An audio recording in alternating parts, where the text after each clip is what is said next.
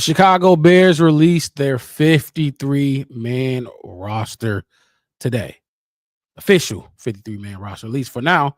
We're going to break down each position group and talk about the surprises and the not so surprises. All that and a lot more right after this.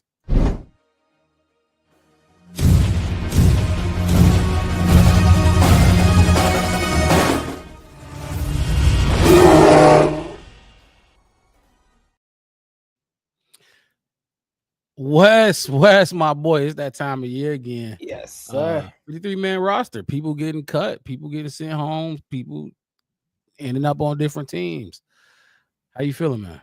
I mean, it's sad. Some people's dreams is being crushed. Some of these guys spent a quarter of a century. Year 2 of us doing this. So usually, or is this? What is this? How far 53? This is our second one. Or is this 53. our third? Okay, this is our second. This is our second one. Last year we got to do a mock. I mean, so we usually.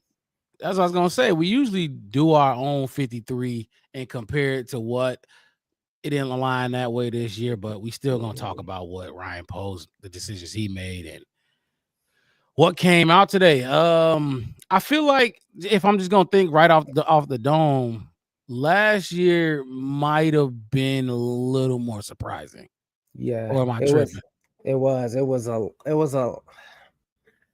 lot harder to nail down. Yeah, we knew.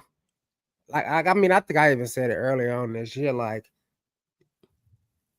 maybe 10, 15 guys at the back end of the roster might not, make it or might not get on the team as far as undrafted people you pick up just to finish out training camp due to, as they say, I think Ben Johnson said it the other day, so what he called JJ injury, a severe soft tissue or a big soft tissue injury, something non-anatomical or whatever he was saying. We was getting beat up. We was getting banged up in training camp.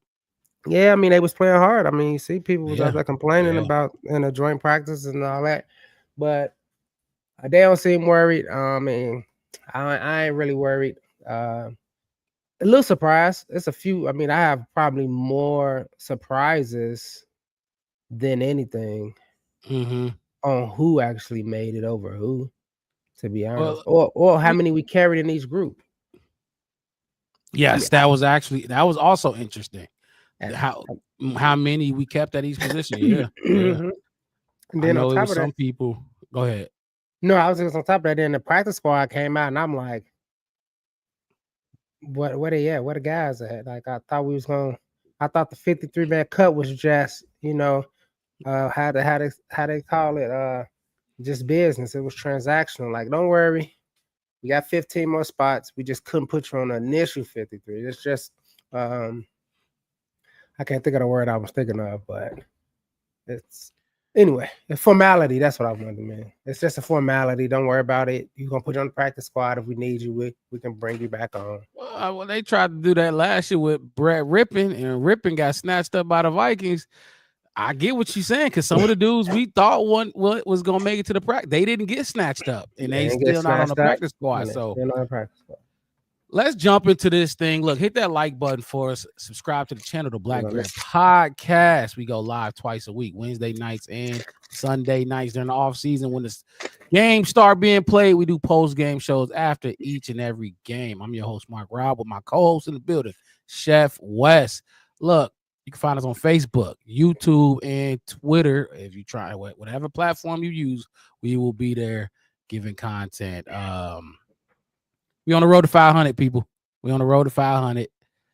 We have about 425, 424 right now. So just hit that like button and subscribe to the channel, no matter where you watching at. It usually burner accounts. We know y'all got second accounts and third accounts because the word sneaky people, spies. Use that account too. We hey. Let's kick it off with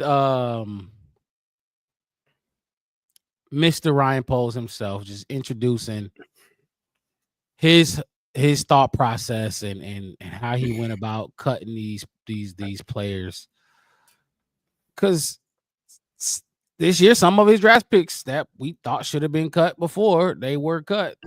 They were. I think he speaks for like 2 minutes to kick off the press conference, and here is Ryan Poles.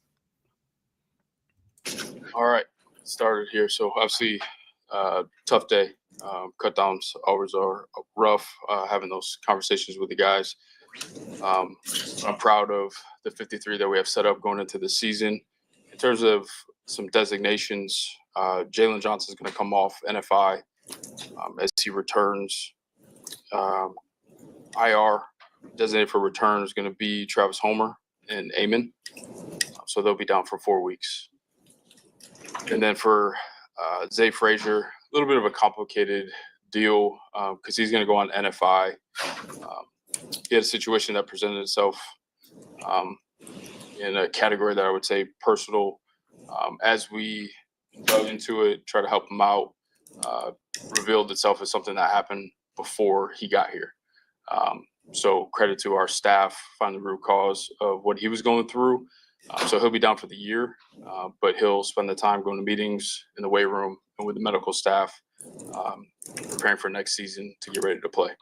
So kind of a bummer on the front end, but I think because of everyone's hard work and care here, we got him on the right path. In terms of training camp, I thought Coach did a great job setting up training camp in terms of increasing the competition, the physicality.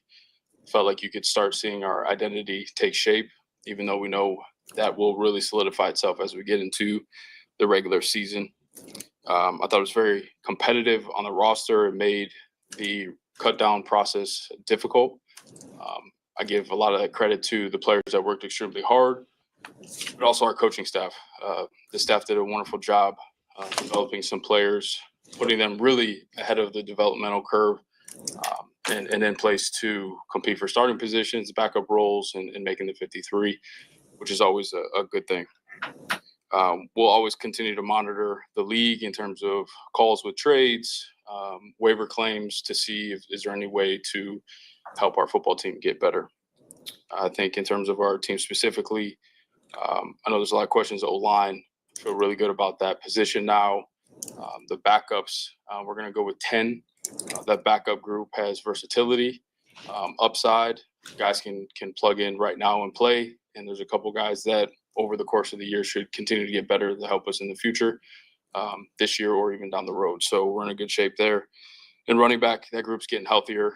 I know you all are out there, and there's just a few guys now that should look very different as we move forward. Each day should look different. Ben keeps putting different players back there too to shake it up and start some interesting conversations. So feel good about where we are, and I'll open up to questions. I'm with Jalen. What's the timeline for getting him back fully mixed in practice-wise? Yeah, we're taking that really day to day. When I was going out to practice, he was running and that there.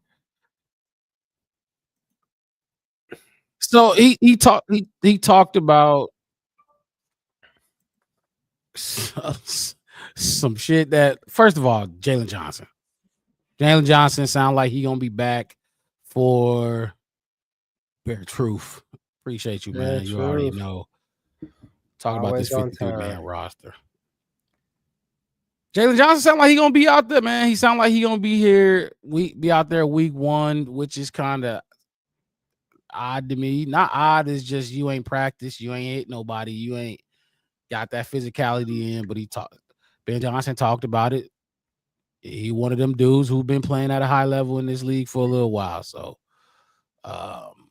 he get leeway in that aspect. Maybe somebody else wouldn't start week 1 against Minnesota, T. Stevenson or Kyler or somebody like that might, you probably won't sit you. We're gonna ramp up, that they always used to say. We're gonna give you that ramp up period. Jalen Johnson gonna be out there, sound like. Good news. What you think about that? Yeah, I mean, I would put him on amongst the Grady Jarretts, I would say like Montez Sweat. I'm just thinking of defensive players who's been in the league for a while, who's been through, kind of tested, kind of, kind of already got their stripes in a way. You know what I mean? you know what you're gonna get from those guys. So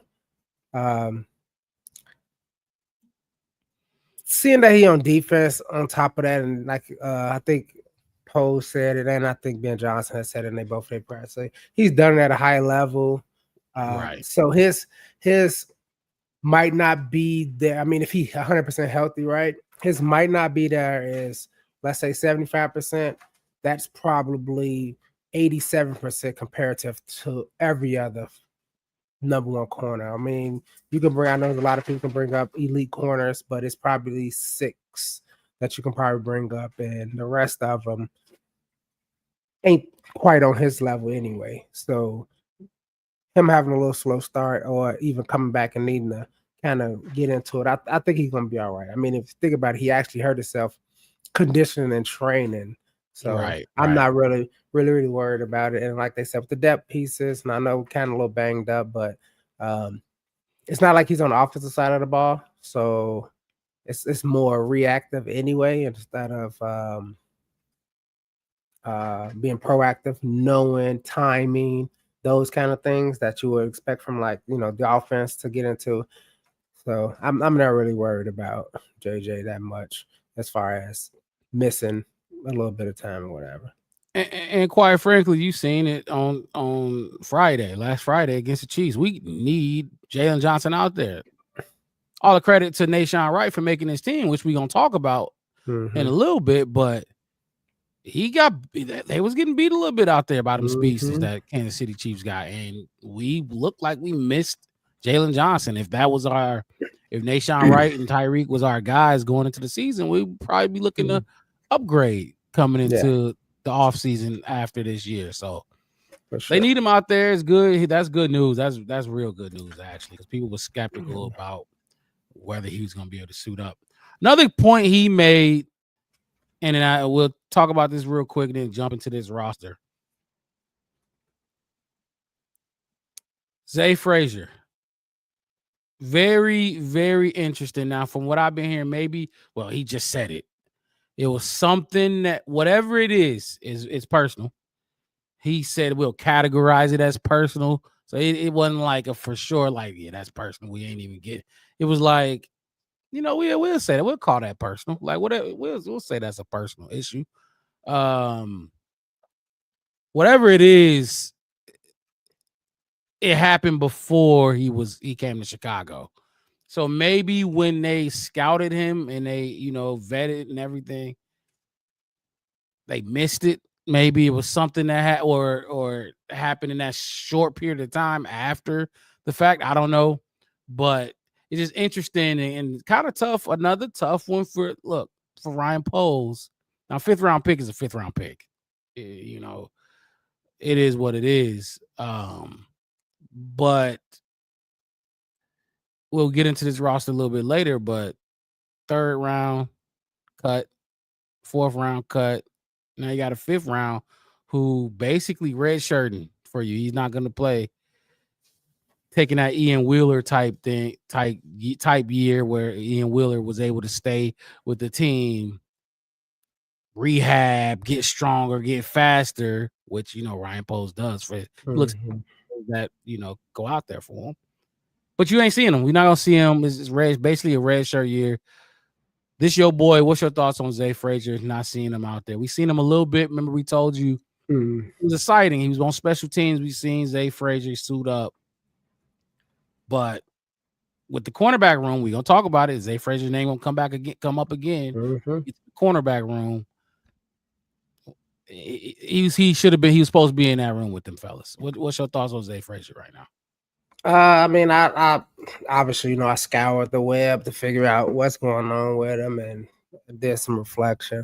I know a lot of people I thought, as far as something, family related, close family member, parent, maybe grandparent, something like that nature. And I was reading some message boards, and like I said, this is just speculation. But for me, I think it could be something as far as, and it came up a lot when I was looking at stuff. It could be something mental health wise, something that he probably been dealing with. Didn't have the proper resources. I mean, as a combat veteran, I know guys who struggled for years until they finally sat down with the right person at the right time to figure it out. And they get, you get a diagnosis, and then you got to figure out how to deal with it, whether it's medicine, whatever kind of thing. And you need to Right. remove yourself from triggers. So I think they say, hey, look, kind of like a torn ACL, if you think about it. Like, a lot of mental health can shut you down physically and mentally. So we're not going to press you. What we're going to do for you is we'll keep you around. We'll make sure you know what's going on in the building. But your 5th round pick on top of that, we're going to sit you back. We got the right people. We kind of figured it out. And like I said, maybe it's something that he's had for his life and just didn't know what it kind of was. And, hey, coming to the league after the way he got to the NFL can be overwhelming for anybody. It could be, I mean, a lot of people tell you it's 90% mental, right? So just for me, just saying, like, just the fear of failure can weigh down on people a certain way. And then if you find out that there's something chemically wrong, I mean, look at Hernandez for the Patriots. Like, something was up with that dude well before he was, even in the NFL. I mean, his college days was kind of wild. So, and the way they talked about it, it's kind of like they don't want to give no giveaways and try to, put his business out in the street. So they going back and forth with kind of words, personal, not person, but it's an injury, but it's not an injury. It's not. So I think they're just trying to get him on a plan, get him in a way, get him with, some counseling, some treatment, all that, that kind of stuff. So you don't have Antonio Brown running around on your team instead of, that kind of situation.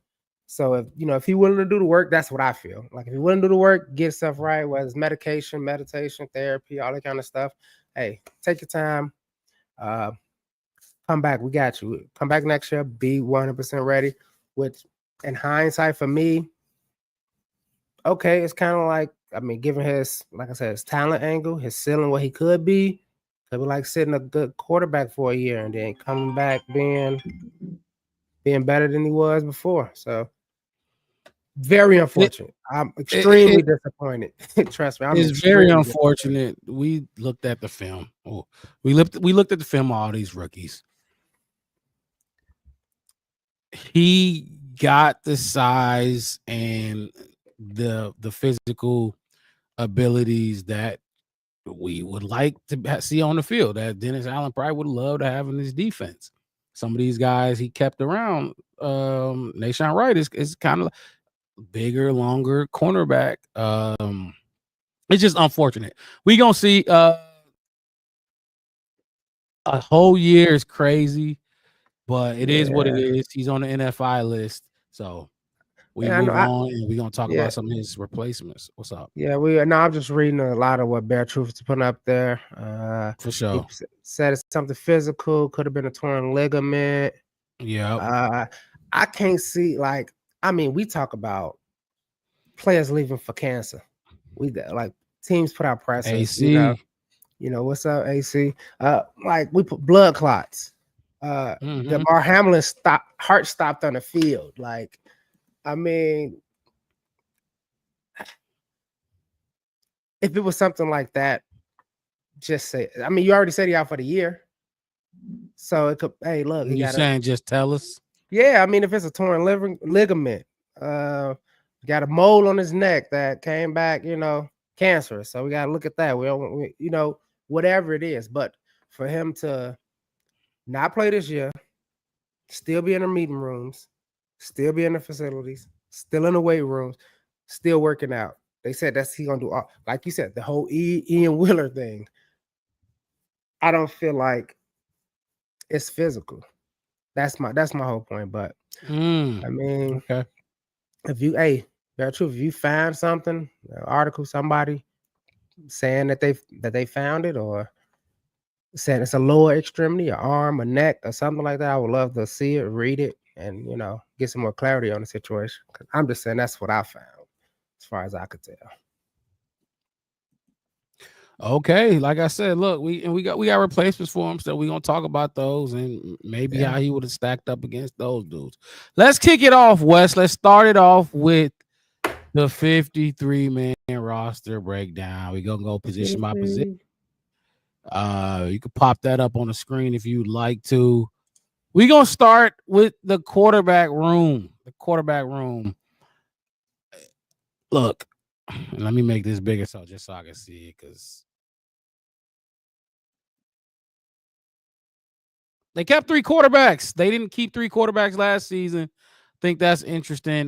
First of all, Bear Truth and then everybody in the chat, just let us know if y'all can see that or not. You should be able to see it. Make your screen bigger. Caleb Williams, Tyson Bagent, Case Keenum. Last year was just Caleb Williams and Tyson Bagent, if I'm not mistaken. And then Austin Reed was on the practice squad, and Brett Rippon was cut and then snatched up by the Vikings, which we were just talking about. Yeah, Pretty straightforward. I think we saw this coming, right? I don't think we saw Case Keenum going to the practice squad or being cut, right? No, I don't. I didn't either. It's the. I mean, nobody won't hear, but it's the insurance factor. You just never know. What's gonna happen? We banged up. You never know. I know everybody think Tyson. A lot of people think Tyson Bagent should be the starter. I get phone calls from family members. A specific one up in Minnesota calls me every time Tyson Bagent makes 6 good throws and say he should play 17 games, and don't want to have to break his heart, but that's not happening. But yeah, just we talked about it a little bit. I don't think Bagent. I think Bagent can play maybe a game or 2, but if we're gonna need a backup or somebody to come in and step in for a longer period of time, you want to be able to just bring in a veteran like a Case Keenum. Like we said, we seen him, I think, in Minnesota when he came in, and I think he finished out a season and they made the playoffs that year. I want to say, I'm not sure because I don't really watch him like that. Maybe I should call my cousin in Minnesota that think Tyson Bagent should be the starter if you remember when Case Keenum played. But yeah, I'm not surprised. Not surprised. More surprised that Austin Reed didn't make the practice squad. Yep. I think that would be more surprising than anything. But maybe because I got an affinity for him, I like them. Hard Knocks. Good quarterback. I'm pretty sure he probably won't be out there too much longer because I've seen some of the other teams, and pretty sure he'll at least get a second or a third string role somewhere else. Crooked Commish, what's happening, my What's guy? up? Chopping it up about this 53-man roster right now. I'm right there with you, Wes. I thought I didn't think when I seen them when I seen that they were keeping 3 quarterbacks, I kind of knew Austin Reed won because that's 4 quarterbacks. That ain't happening. You're not sending the 4th quarterback to the practice squad. There's just too many. They like Case Keenum, man. They really do, whether he play or not. And I'm sure they don't think he's gonna play no snaps for him, but they like what he can potentially teach Caleb and Tyson Bagent. They like the wisdom that he can spread. We didn't have that last season, which we probably needed it. You know what I mean? We probably needed it. There's parts of his game that I'm sure Caleb can take and add to his. And he can just give him advice on what he's seeing out there. Not just a vet, but a vet that probably don't really give a fuck about playing. You know what I mean? Case Keenum don't care about. I'm sure he'd love to play, but it's not like we talked about before, Wes, with Nick Foles and Andy Dalton. They wanted to play. Both of them dudes wanted to play. They both wanted to play. So I like keeping Case Keenum on the roster. I do too. We talked about it early on, and how, because you just brought it up, and we talked about the difference between Nick Foles and Andy. Like those guys was just whispering in the coach ear. Man, I don't know. Do you think you want me to go grab my helmet? He ain't looking good this quarter. You know what I mean? Like they They were playing double dutch on that sideline. They couldn't wait to, throw their helmet on and go out there. I think with Case know what Case came for, what he want to do, and we can talk about it once we get through if we have some time. I'm just tired of all the pundits. I got a video. I got to send it to you. I'm gonna send it to you. The Tyson Bagent talk. That's not even the Tyson Bagent talk. The wishy-washy of the national media on Caleb and other people too. The video that I saw, they were talking about other players, but it reminded me of Caleb, how, everybody, generational talent, blah, blah, blah, this, that, that, and now they're like, I don't think he can do it. I don't think, and it's like, it's been almost less than 365 days, or a little bit over. right. And then now he a bust. He can't do it. They're saying, the marriage won't work. But before we got Ben Johnson, a lot of those guys are saying the Bears would be stupid if they didn't get Ben Johnson. So what is it? What is it? You gonna like Rob Parker say, do your butt hurt? Is it bleeding? Get off the fence. Pick a side. They hate the media. Pete, they hate the Bears. I remember after I think we tied the first game, 24-24, first preseason game. We tied them. I got a notification across my phone talking about Bears lose to Dolphins. What the fuck? And I think it was Bleacher Report who did it. So, but anyway, I digress. Curry Commish says, I just got done with my show. Wanted to stop on y'all show and show some love. Hope I didn't miss too much. Now we just getting started.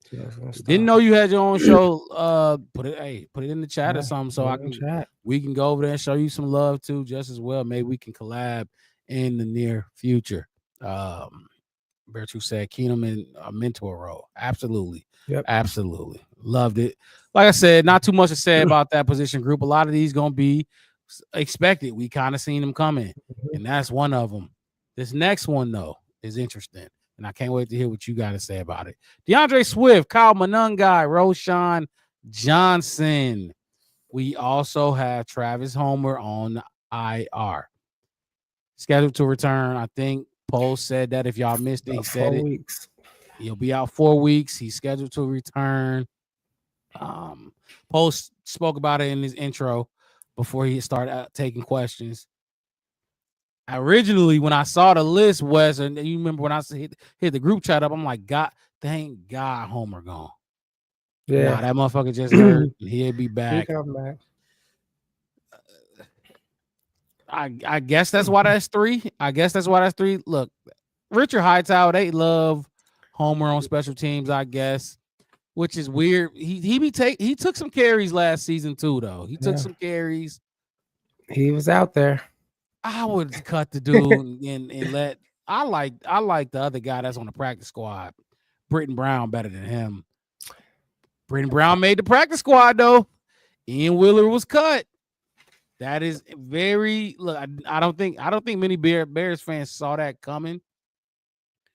Ian Wheeler rehabbing at the facilities with the team all last season. And then you come out here, Bears fans can't wait to see you get. And I think they both had a pretty good game at the same time. Mm-hmm. They had 40-some carries between the two of them. Mm-hmm. They cut Ian Wheeler. He's gone. They kept Britt Brown.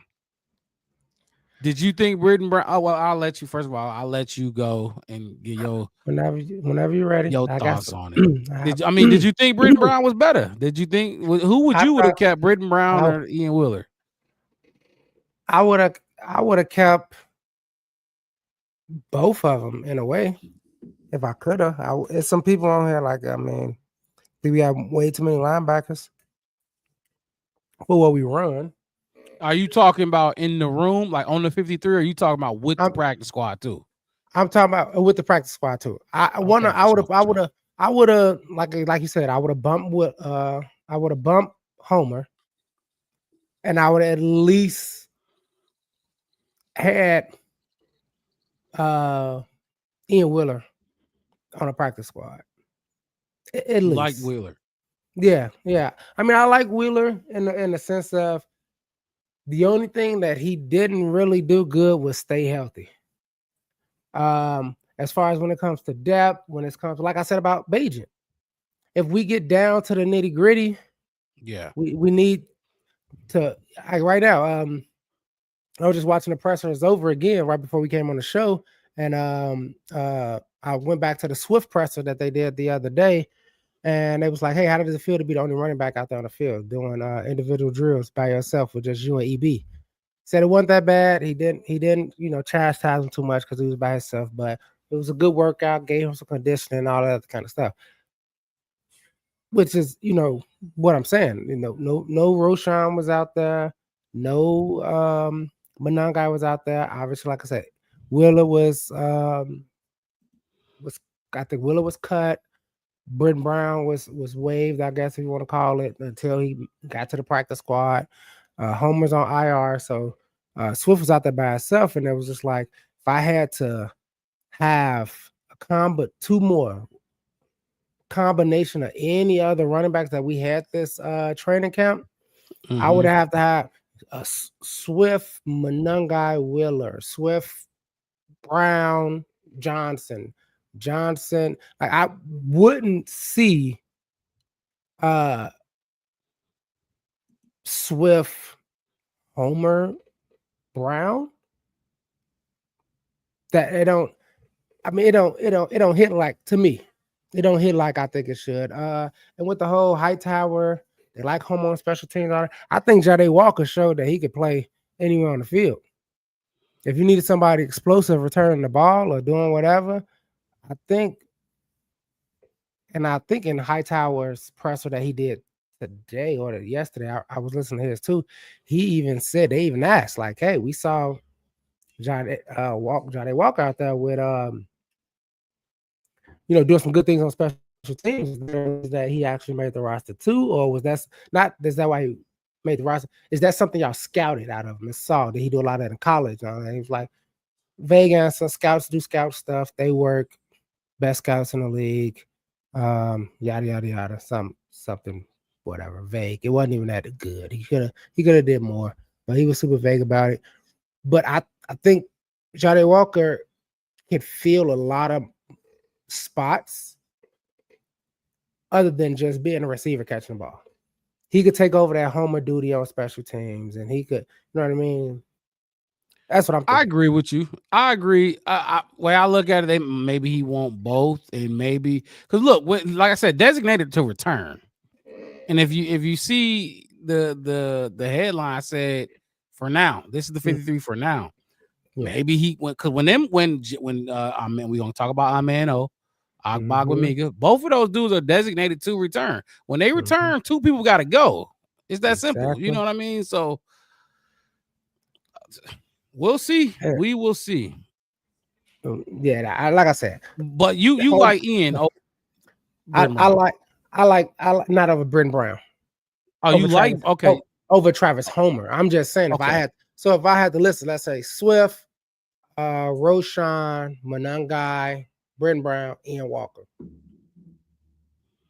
and then maybe a Travis Homer. Because like I said, I think we got some other people. I mean, we go into the next group next, but remember, we just waived Duvernay too. Yep. For two other people that we just claimed on waivers. We'll get into that. Trying to remember what position. Oh yeah, we'll get into that when we get to the defense because we picked up defense. They both for defense. Yeah, both as defensive play. We'll get into them when we get to them. Okay. But like I said, I think Jade could take over Homer's duties because, like I said, he's that's sixth. Well, yeah, he's fifth now. Fifth on the wide receiver depth chart. You know what I'm saying? And then you still got Komet and Loveland. So if he's not catching balls, I mean, I'm pretty sure he can return some punts or something. He could play some defense, be a gunner, got the speed. You seen him float no air when he scored the touchdown, so he's agile. So that's what I'm thinking. Like I don't think that's a good point. Like I said, I think somebody else that could, I don't know, we can unlock a lot more in that dude than anything. Look. If you want to keep Wheeler over Homer, I'm right there with you. Britton Brown looked good though. We seen it. He looked good. They kept him around. So be it. it's just interesting seeing Ian Wheeler get cut because he didn't necessarily, to me, and I haven't ever been like a Ian Wheeler guy. I was just like, okay, y'all like him, okay, I'm not on the other end, but okay. From what I saw from him this preseason coming back, he definitely looked like a guy that they was gonna keep around. But they had other plans. Cricket Commission coming in here saying Walker made the final tackle in the KC game on the last kickoff as well as a game-winning catch. Yes, he did. Yep. Yes, he did. All right, running back room, a little controversial there, a little bit.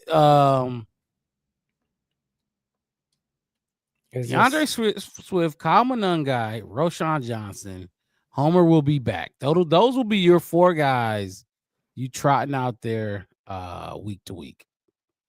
Okay. That's okay, I guess. Like I said, the math ain't mathing and they adding up, but just like we said with the drafting of Loveland, hey, the head coaches got their people, My thing is people get hurt, man. Like with Walker, when we talk about Walker, like I'm cool with Walker because, and we'll talk about a little bit more about it, but people get hurt as soon as who's Zacchaeus or Burton, who they get hurt, he's immediately a factor now. You know what I mean? He's immediately a factor. People get hurt. It's football. At one point, we had to use our running back Blasingame because we had no more running backs to trot out there. Everybody was hurt. Yeah, people get hurt. So, and the last time I said before we get out of here, we can continue this throughout the roster. Is remember that the one word that was using early on in training camp was versatility. That's what they were saying about the O-line. We want people to be able to do, left and right things. And if you interior of offensive lineman, center, and maybe right guard or left, like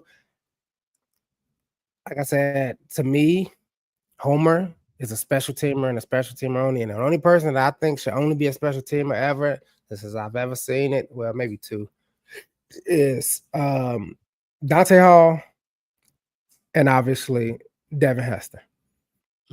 Those 2 people, like, I don't care. They making a 53. Because they're gonna return the ball. It's gonna be worth it every single time. Which, wow, I'm glad you brought that up. I'll revisit that when we get to the wide receivers, but that's a good point. Yeah. Cricket Commission coming in again, so you guys can check out my fantasy show at Chicago Clubhouse Network. Bears Talk is on Tuesday nights. Thanks for the love. For sure. Definitely. I didn't know you was with Chicago Clubhouse Network. I've seen y'all podcasts here and there a little bit. Definitely got to do a collab. Definitely got to do some work together, and we'll definitely show love to the podcast for sure. All right, let's go to the next group, man. Wide receivers, DJ Moore, Rome Odunze, Olamide Zacchaeus, Luther Burden III, Jade Walker, and Devin Duvernay, which there you go. Got cut for the 2 guys. We can say, I forget. Jalen Jones and DeMarcus Jackson. Jalen Jones is back, and we'll talk a little bit more about him when we get to that. We'll wait till we get to the defensive backs. But yeah, what was the other guy name? DeMarcus Jackson. He's a linebacker, kind of linebacker, DN hybrid kind of dude. Played 3 years under Dennis Allen, I believe, previously. So, like I said, some of these position coaches and coordinators do have their guys. People in think Duvernay gonna be back.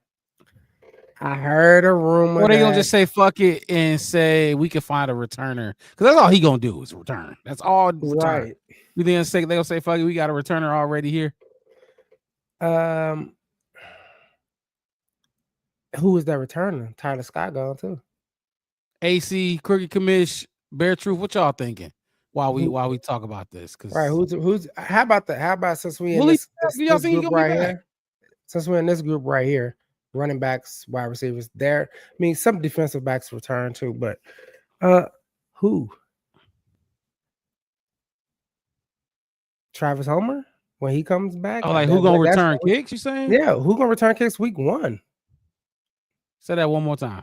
I said, who will be returning kicks week 1? Punts and kicks. That's what I'm saying. Like, if he's not back, Because like he's taking up. This is why I said I'm gonna come back to it. Because you basically just said Dante Hall and Hester, you're here because this is what you know what I mean?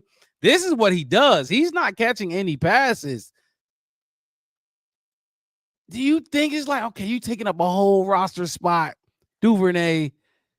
Fuck it, I got Luther. We gonna let Luther do it, or we gonna let one of these running. You know what I mean? That's what I'm saying. Like Luther, Jade. Yeah. I think then Blackwell, a defensive back, he returned. Different returns. Mm-hmm. So that's my whole point is saying Rome. Rome. I doubt if they do it with Rome, but that's what I'm saying. Why we bring it back Homer? That's I mean, well, yeah, Homer wasn't. He would,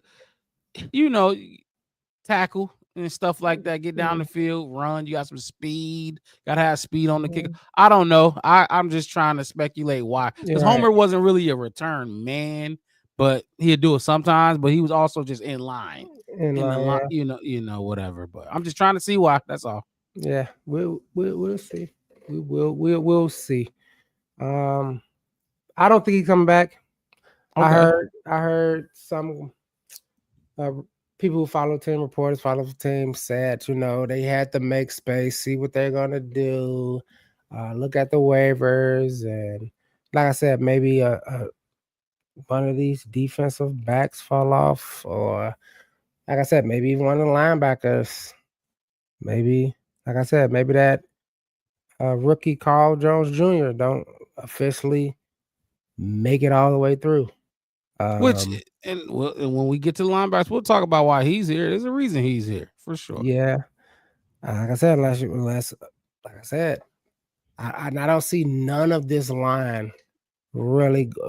Like I said, we'll talk about my surprises when it comes to them too. So, but yeah, like I said, I think this wide receiver room is great. I think it is great. I was looking at the ESPN position by position ranking that I sent to you a couple weeks ago. Yeah, and we was at 7. And then I'm like, with the way Jade Walker played, the possibility of Luther Burden the 13th, because I'll throw that out there because he made me mad changing his number. We'll talk about that later. Olamide Zaccheaus, Rome, DJ, like cumulatively, wow. That's with some good protection, that's a secondary headache right there. So yeah, I'm not really surprised. I can't say that. Well, so oh man, Cricket Commission. Okay, look, so Bear Truth coming in, he's saying he's gonna be back unless they got faith in Bird. And Cricket Commission saying we got Josh Blackwell, which we were just kind of talking about. Both of those names, those are 2 names that could do it. If Olamide Zaccheaus is gonna man down that role where he's been at, maybe they can let Burden get the ball in his hands in another way. Yeah. And also, a lot of these guys, they might be sitting at home waiting on that phone call week 2, week 3. We see that like I said, we could pick say the O-line looking real good, and they're like, hey man, got you. We ain't really need it. Now we got a solid 8. We like what they had. They grew up. Let's call it that. They showing good faith. So we can drop a O-line or drop Dom Rob or something like that. Or like I said, the junior, or like I said, an injury happened. Because I'm glad that's a good point. It's not about this position. It's about who made it in other positions that they could get that roster spot to. They can get a roster spot. It's just Rob, boy. It's 53 men. They don't say, it's not broken down. You just need 53. Go get 53 quarterbacks if you want to. Yeah. Right. And if you missing out 53 quarterbacks, look, Bears, we doomed. We ain't got no fucking hope. But Cricket Commission coming in and said number 13 is bad luck number for us Bears fans. Look, number Johnny 13. Knox. I'm gonna say this. I got used to number 87. I think we all did, right? When we saw 87, we knew who that was right away. If you know Bad me, number, ugly number, whatever Burden thought it was. that's That was a your wide- number. We that's a- didn't look at it that like you know what I mean. We didn't look at it that way no more. No I more. mean, At first, it's like 87, I did. but I get it. It's his career. It's his, that's his brand. It's the new age. It's the new era. Brand is everything. Regardless of what you're doing, your brand is everything. Number 13 is my favorite number, so I'll take it. I will take it. I love the number 13. I still stand by. I thought he looked. I got used to him being in number 87 though. So All right. So obviously, I love the fact that he had 87. I was shocked that he picked 87. I was born in 87.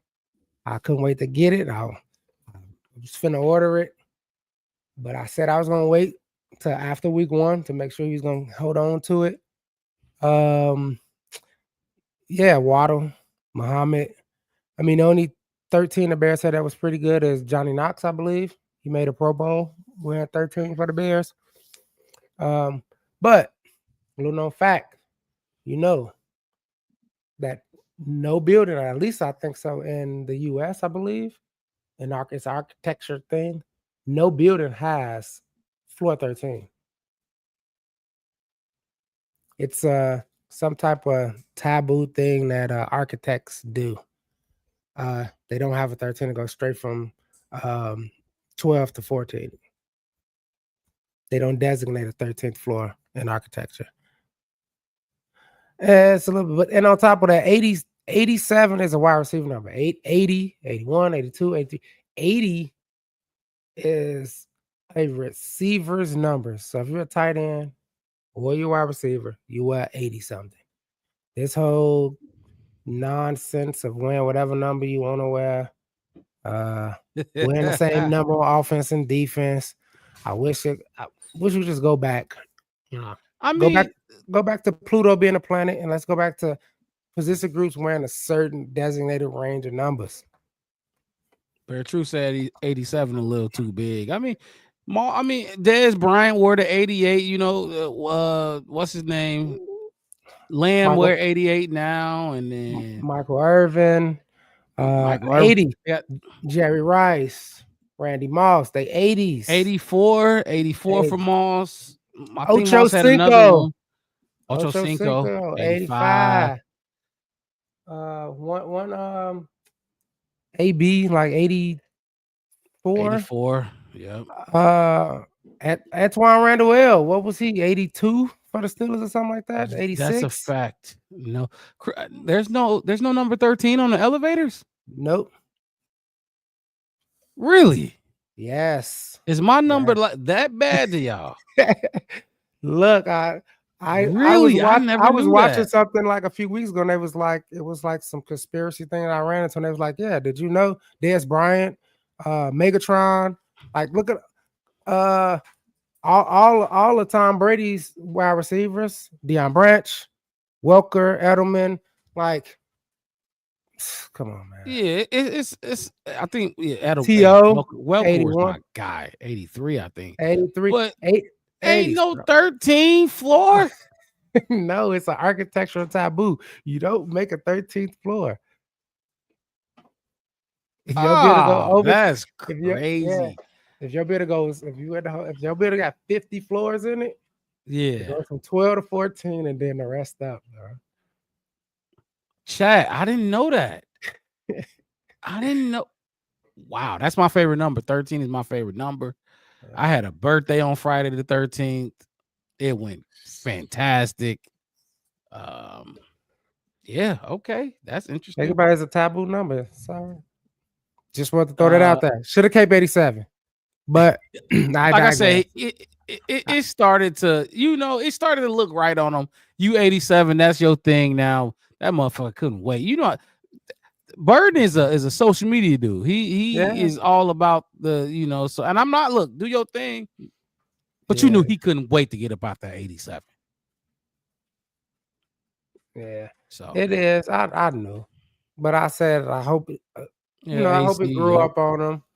It's a whole new era. But like I said, Pluto still should be a planet. There's a lot of things. Udo. It still should be the Sears Tower. Don't need a bean in the park. I mean, there's a lot of things. Hey, Oh, we you still- got a lot of man, I got a lot of things that lot of shouldn't lot. change. Shouldn't change. But All right. that's That was good. that was it. It's gonna be interesting seeing them in 13. Tight ends, Wes. Tight Tight end. ends. Want to take us down the tight end lane? Tight end, you take us to Tight end. you real Tight quick. ends. Tight end. You look at them. What number all these tight ends were? It's crazy, right? Go ahead, say the name. I say the number. I All- can't say all right. Smythe number though. So we got Cole Kmet, 85. 85. We got Colson Loveland, Little brother, 84. and I think Smythe is 81. Is he 81? Okay. I think he's 81. Y'all can At fact least- check for him. At least he ain't no like 46. He ain't no tweener. You know them Yeah. fullback tight end Yeah, numbers, that is 40 crazy. somethings. It's weird. It's hard. It's hard to pay attention when you see, 47 on offense lined up at tight end and 47 on the other thing, as a What's linebacker. Tyler Warren number? Tyler Warren was 44 at college, wasn't he? I Yeah, believe he's Tyler still Warren was 44. Is he He's still still- 44? I That's what I'm believe he's saying. I still don't 44. want that. I think Dallas Clark was 44. I want to say for the Yeah, Colts. Dallas Clark was I want to 44. say for the Colts, Dallas Clark. The chat, y'all know football. Get in here. Mhm. Oh, He said I still call it Comiskey Park. Oh, Comiskey. I can't Oh, say yeah. I can't say TransUnion rate and review Bank Field. I don't want to say all that. It's too much. It's too much. But I like our tight Alright. ends. I like a tight end room. I like Komet. I like Love. Smythe. As I mean, these tight end blocks. Man, if these tight end ain't blocking, like I told you, I was looking at the film on that one Twitter page on I'm Bearing Down Twitter page. As he, zero in on a lot of these guys. I saw the Lovely one. Crooked Commish Yeah. coming in saying Tyler Warren is 84 now. Is he 84 now? Yeah. I know I saw a love 4 on that. those would have been big shoes for him to be with the Colts and go to 44 with Dallas. Dallas Clark was my dude when I was young, growing up. So but yeah, anyway, keep going, guys. Keep going. I ain't mean to. No. I'm just saying. Man, these dudes block. I mean, yeah, the 12 personnel is gonna be crazy. Even Smythe, like just a silent little killer, a little short down kind of guy, can block, should be a big down the field block, all that kind of stuff. So I mean, I thought they was kind of sweet on what's his name? Joey. Who was that? Joey. Joe Wilson. Joe Wilson. Did he make the practice squad? I'm not sure. He did not. Stephen Carlson made it. Stephen Carlson made the practice squad over Joe Wilson. So, I mean, look, Bear True coming in like you just saying, you put 12 personnel. Rome, Burden outside, Moore in the back or Swift. What do? Death lineup. That's a death lineup, man. That is a death lineup. That's what I call it. I'm right there with you, Bear True. Yeah. Go ahead, keep going, Wes. Yeah, no. Like I said, for rest, for depth, kind of that 12 personnel, and those guys work. We know Cole Kmet, he ain't gonna miss it down. He don't care where you line him up at. Like I said, he that workhorse kind of guy. So and we're worried about him. Loveland look really good out there doing this thing. Like I said, Smythe got some solid hands. Check down. Don't expect him to play a lot, but I expect him to be effective and reliable when he does play. So yeah, just having 3, I think that's enough. I think that's enough. And you said Carlson is on the practice squad. Yep, Stephen Carlson is on the Stephen Carlson on the practice squad. I think Joe was one of the, I call it the Linsanity thing. It's that big hype that one time, and then don't see him no more. We saw that with the guy, the wide receiver last year from Hard Knocks, caught the 2 touchdowns. Looked good. We was looking for him when we needed some wide receiver help at one point. I remember we were talking about it because we didn't see Tyler Scott, and we were talking about him. I think it's Chris something. I want to say his name was. Oh, damn. Let's backtrack a little. Well, keep going. I was just saying like the hype of him. I know a lot of people was talking about him early on in training camp that he looked good out of all the tight ends. Even before that, they was talking about him looking good. Oh, it was Bates, wasn't it? It was Bates who got scooped up by that's the tight end you talking about? No, I don't think I can't think of it. Because we cut him and he got picked up by no, this guy he was on the team. sideline. I forget who it was. I have to do the research on him. I'll figure it out. Send you a text and I can remember his name. But yeah, he looked good. It was that game it was the game that Wheeler tore his ACL in. Oh, you got to be talking about Joe. You got to be talking about Joe Wilson then. Was that Joe Wilson last year? No, last year. Carlson. It got to be Carlson or Bates. What was it? Carlson? It had the Carlson.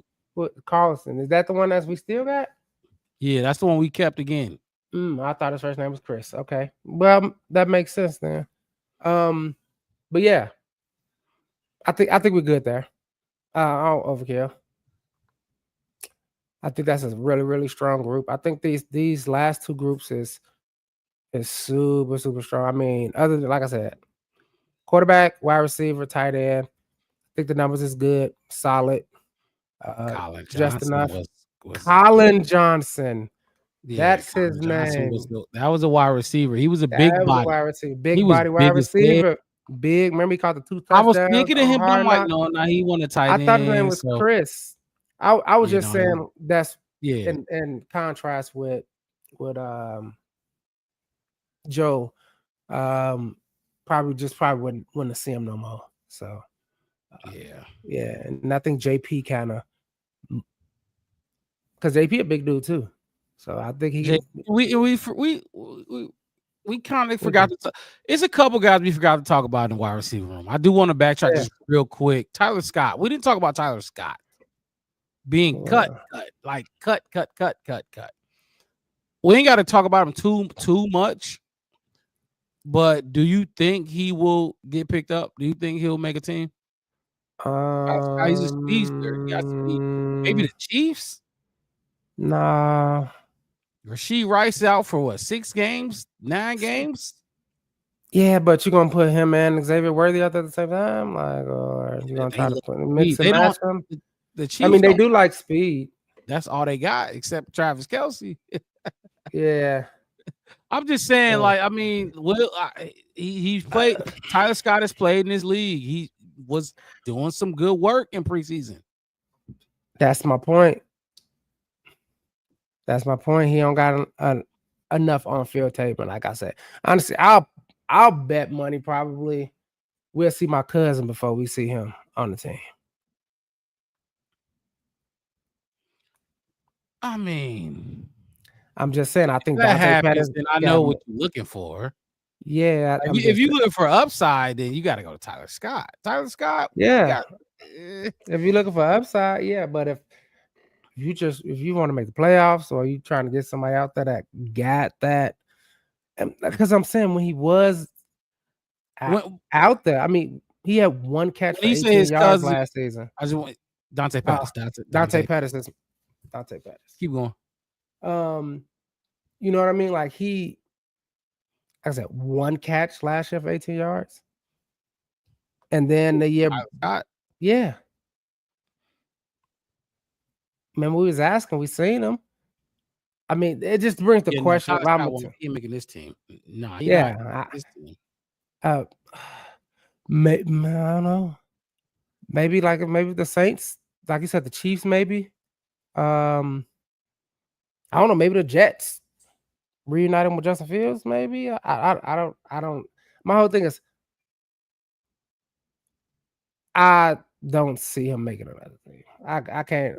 My thing is just it's like we got 6 guys. You know what I mean? He might not be the number 1, 2, the 3, the 4, but he might be, or not even the 5th. He might be somebody's 6th guy. I don't know. Maybe they Yeah. want him to come and Or- return punts Or for him. there's I don't one know. to make a I don't return know. punch or something like that. So yeah, maybe. I don't know. Maybe. I don't know. I guess if you put it that way, just somebody that they need to come in and that guy ain't. And the hard part about that is with the new rules, you have to return it. So Are they going to what is it, 35 now? they're going to 35. Like you gotta return it. So, but yeah, One pass, 30-yard pass, get you to man. yeah, that's what I'm saying. 30-yard pass get you damn near in the red zone. So, I'll take it back. It's not. I wouldn't be surprised if he made a team. I just doubt that he does. Oh man, look. I can't call it. I ain't even gonna lie. I can't call it. If I'm gonna That's right, say, what you if I'm gonna have to go pick one though, I'm gonna say probably not. You know, Mhm. I'm probably say no. Chicago Smooth. What's up, Said Smooth? no funds for Tyler. He shouldn't promote that tape.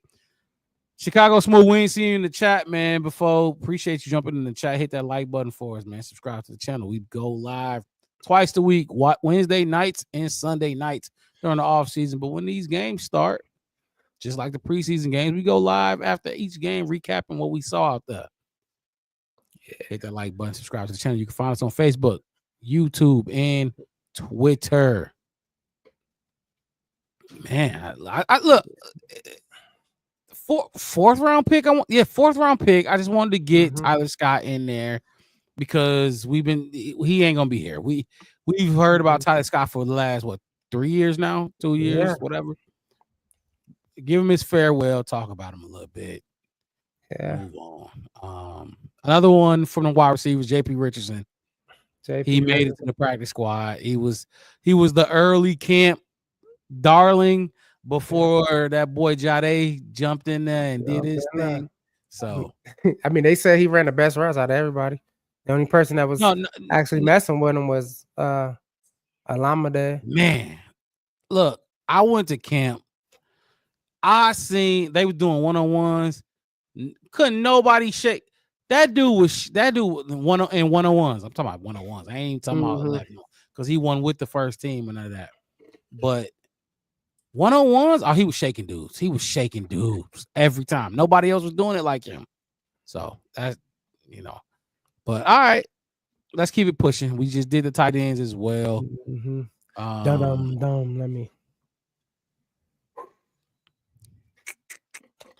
What we got? Take a deep breath. Oh man, we got the Let big me one. take a deep breath. We got the big one. Wes, I'm gonna let you kick this off because I don't know if y'all see. I got to put my hand on my ear so my headphones work. All right, kick it off. Just who we got making the roster for the old lineman. The old lineman that made the roster. I don't know why they got him first. It's just a slap in the face. But Braxton Jones, Joe Tooney, Drew Dahlman, Jonah Jackson, down there right, Ozzie Chaprillo, Ryan Bates, Theo Benedict, Luke Newman, Karan Amagaji. And it's crazy because I figured out how to say his name without even looking at it now. And I doubt that he should have probably made the roster. Especially if you're going to keep Ryan Bates and because Luke Newman looked good. I'm surprised they got both Ryan Bates and Amagaji. And I just thought, well, Ryan Bates is the backup center. Yeah, you need a backup. They tried Luke Newman in there a little bit, but you see, he's been playing guard. He's been backing up Joe Tooney, so they need a backup center. Now, true. That's for left tackles, Wes. All right, we go. We got 4. That's 4 of them. I mean, let's talk about that's Braxton. If you want to count Ozzie still, that's fine. That's Ozzie. That's Benedict, and him and Karan. Oh my God, I don't know another team that got 4 left tackles. That's a lot of left tackles, and they kept them all. And I'm 2, hearing people 3, saying, like, "Will the Bears 4, bring in a 5. veteran left tackle?" Dan Skipper from the Lions, they were saying he got cut. Will Ben Johnson? 5 left tackles. I mean, we got Look, and this All is right. when I go off. So tackle. Braxton, we're here Darnell, again. Yep.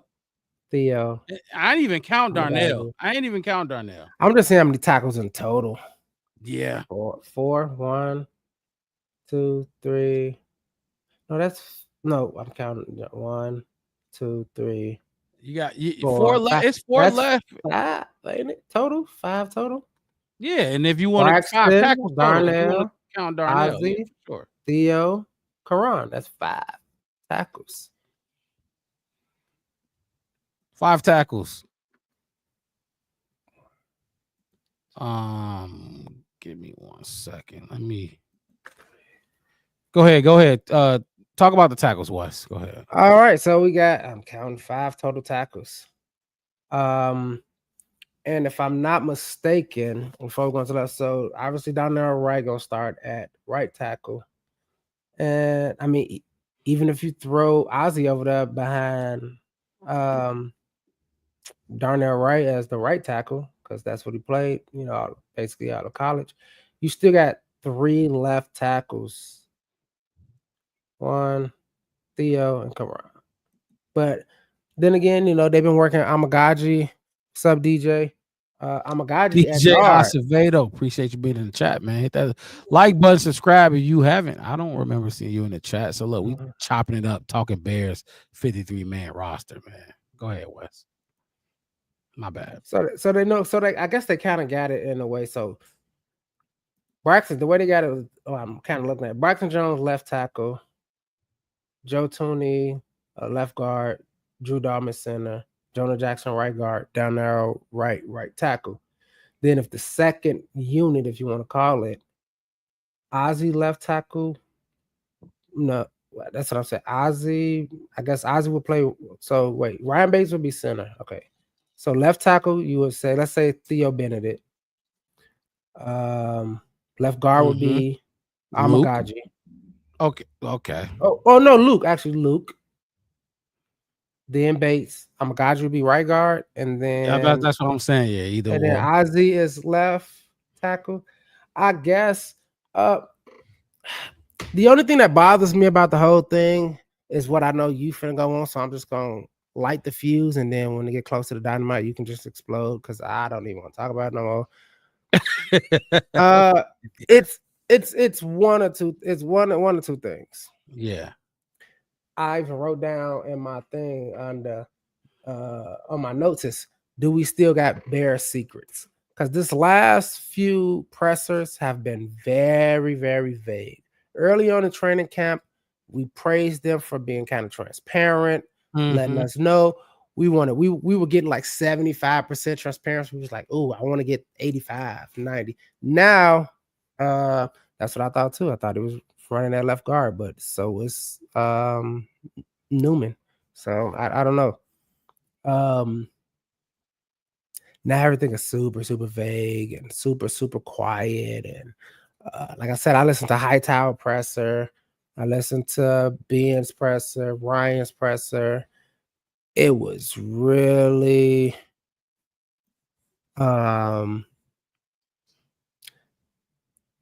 yeah, but I'm pretty sure Newman gonna be a swinger. They say he can play all 3 Yeah, positions. he'll be swing guard for sure.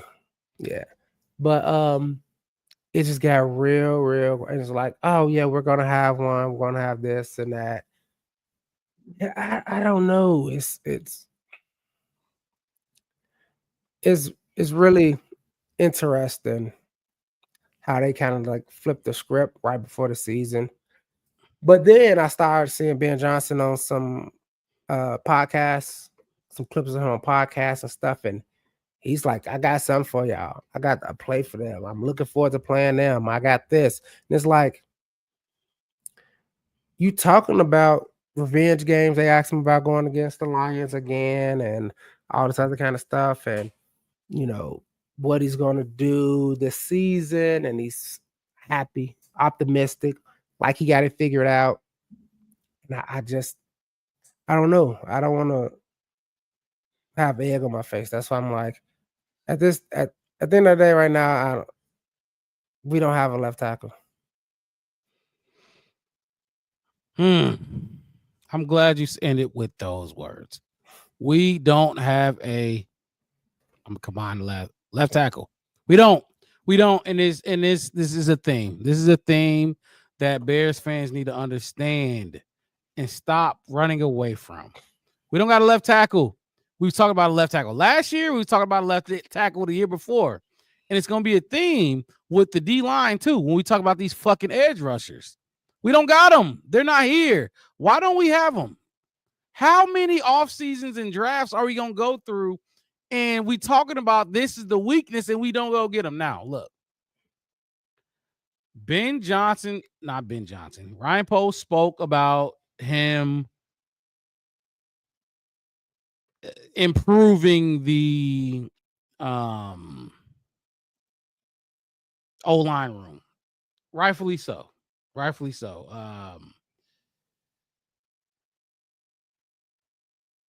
Interior mainly. I'm gonna say interior mainly. And he did that.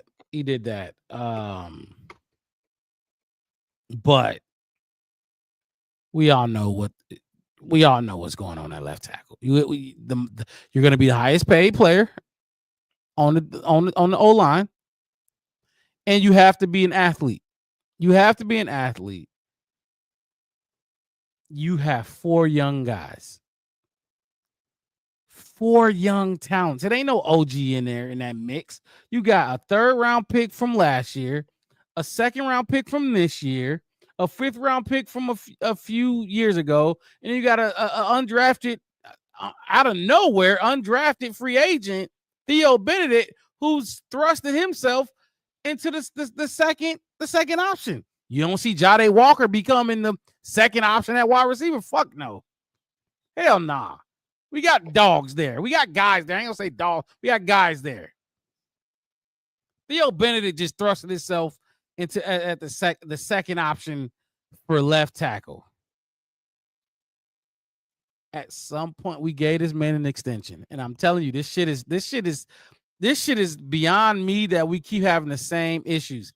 You go edge rusher, left tackle. I'm gonna say the edges. I don't know what his deal is with the edges. He does not. I digress, but I guess Braxton Jones is there, Wes. I guess that's Braxton Jones's spot. Who you know me out of all people, that's my worst nightmare to be there. Ryan Poles did speak about. I gotta go find it real quick because for some reason it's not here for me. Yeah, you can look. I'm gonna just go ahead and go on and say, I can. The only thing I can't keep doing this. Only thing I can fathom is this. You broke your ankle for us last season. We wanna at least let you come back 100% healthy and try to be what that PFF rating keeps saying you are. Oh man, that's just my analysis. This is not Chef West saying it. It's just my eyes from a person who's seeing and just looking at the overall thing. I don't see that PFF. You see me, I send it to you all whenever they rank them high. I send that you and laugh and say, what do you think about this? Because I don't see it either. He almost cost us a touchdown in that preseason game when he just completely misread a block and got Caleb almost murdered again. That was just ridiculous. Just know it's like, I know you're gonna get beat. You're gonna go against some good talented people, but just the way you look. It's just the way you look. You blocking, and Newman is back on some plays. You you're just doing all kind of nonsense, and it's like, Been watching practice. yeah, the they last keep month. saying come back 100%, something like that. Wait till get back to his old self. I think Ryan Post might even say that in this right here when he said something crazy like that, and I was like, that's crazy. So yeah, I don't know. Let's go ahead. We're gonna pop up what Pose has to say about No, this. like no. It, you were everything you said. I agree with. Look, and I agree with Bare Truth too. Like they misevaluated Trapillo. Bottom line, it's they shouldn't have though. I'm not gonna lie, they shouldn't have, Weston. You know this, but hold on, I don't want to go too far. It's not the end for Trapillo at left tackle. That is not. You know what I mean? That is not where we're going with this. For right now, absolutely no. That's not where. When week 1, week 2, week to start the season, no, it ain't true Trapillo. Now, can he learn and become that? Absolutely. Absolutely. Because what we're about to hear right now from Ryan Poles, we'll say it. And like, look, you ain't got to believe what he says, but take it, listen to it a little bit. Take it, put Objectively. it, and put it back there and then form your own opinion if you watching the film. You know what I mean? You need an athlete at left tackle. I'm gonna just say that right now. 6'8". I don't know how much of an athlete you're gonna be, but here's here's Ryan Poles talking about his revamped offensive line.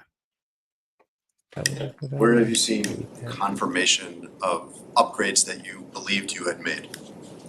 Yeah, I kind of mentioned the old line. That's the part where I really Wes, can you see proud of our everything whole okay? group Can you for hear putting that everything thing okay? together. I'm proud of the guys for working the way that they have.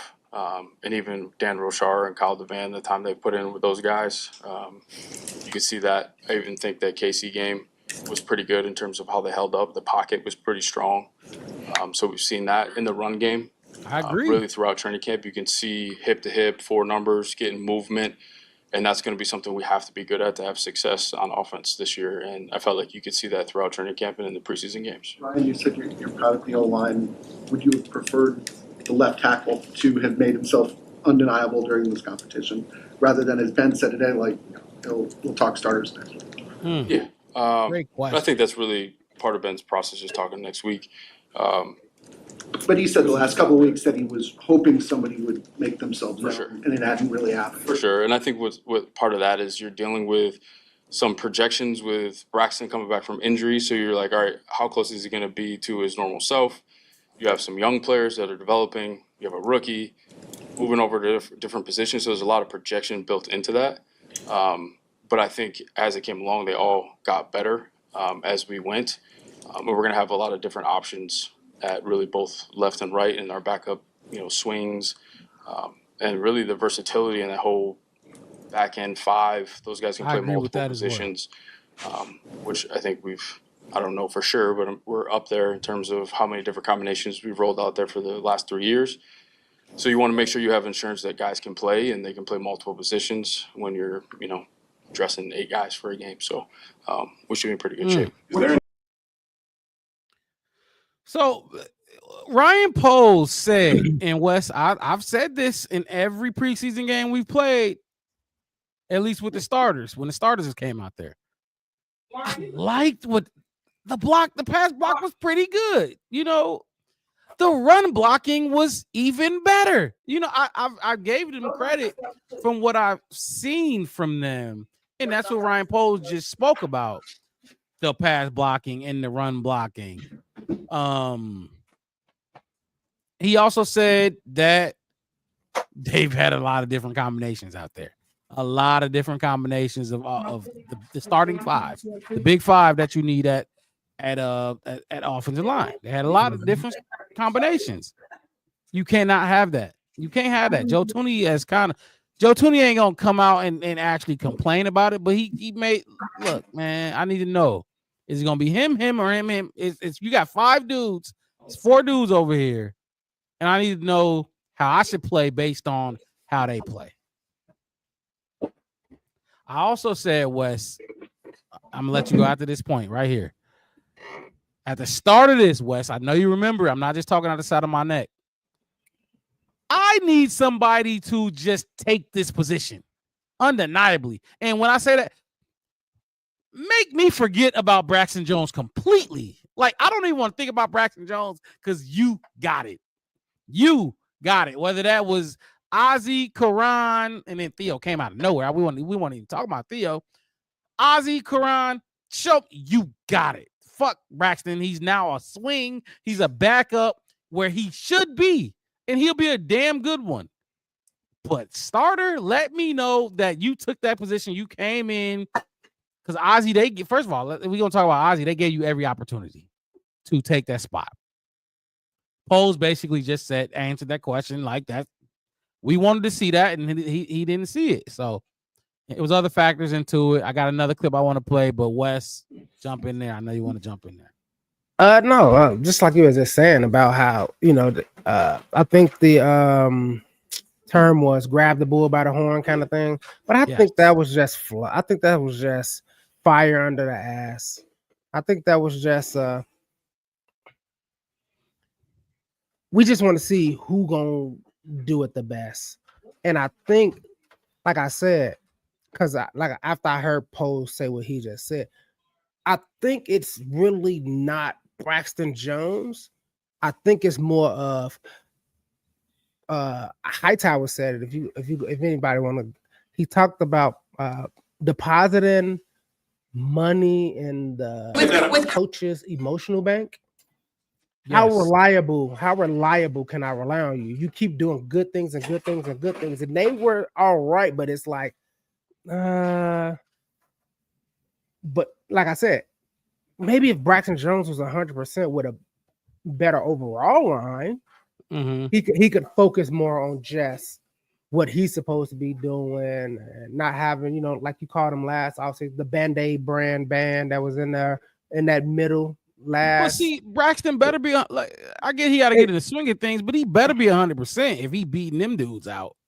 And you better not be beating them and you 80%. Now, and that's my whole point. If you're going to start him, you can't say, hey, we're going to start him at 87% and then be like, that's what I'm saying. When you like right now, you're saying, I get you can say, okay, we're looking at Benedict and Ozzie for the spot. We're looking at potential, who's better. Neither one of them got a lot of live reps as far as in season kind of thing, that kind of thing, and we're projecting on them. You don't have to project on Jones. You know what he is 100%. Like I said, the PFF rating says that he's high caliber.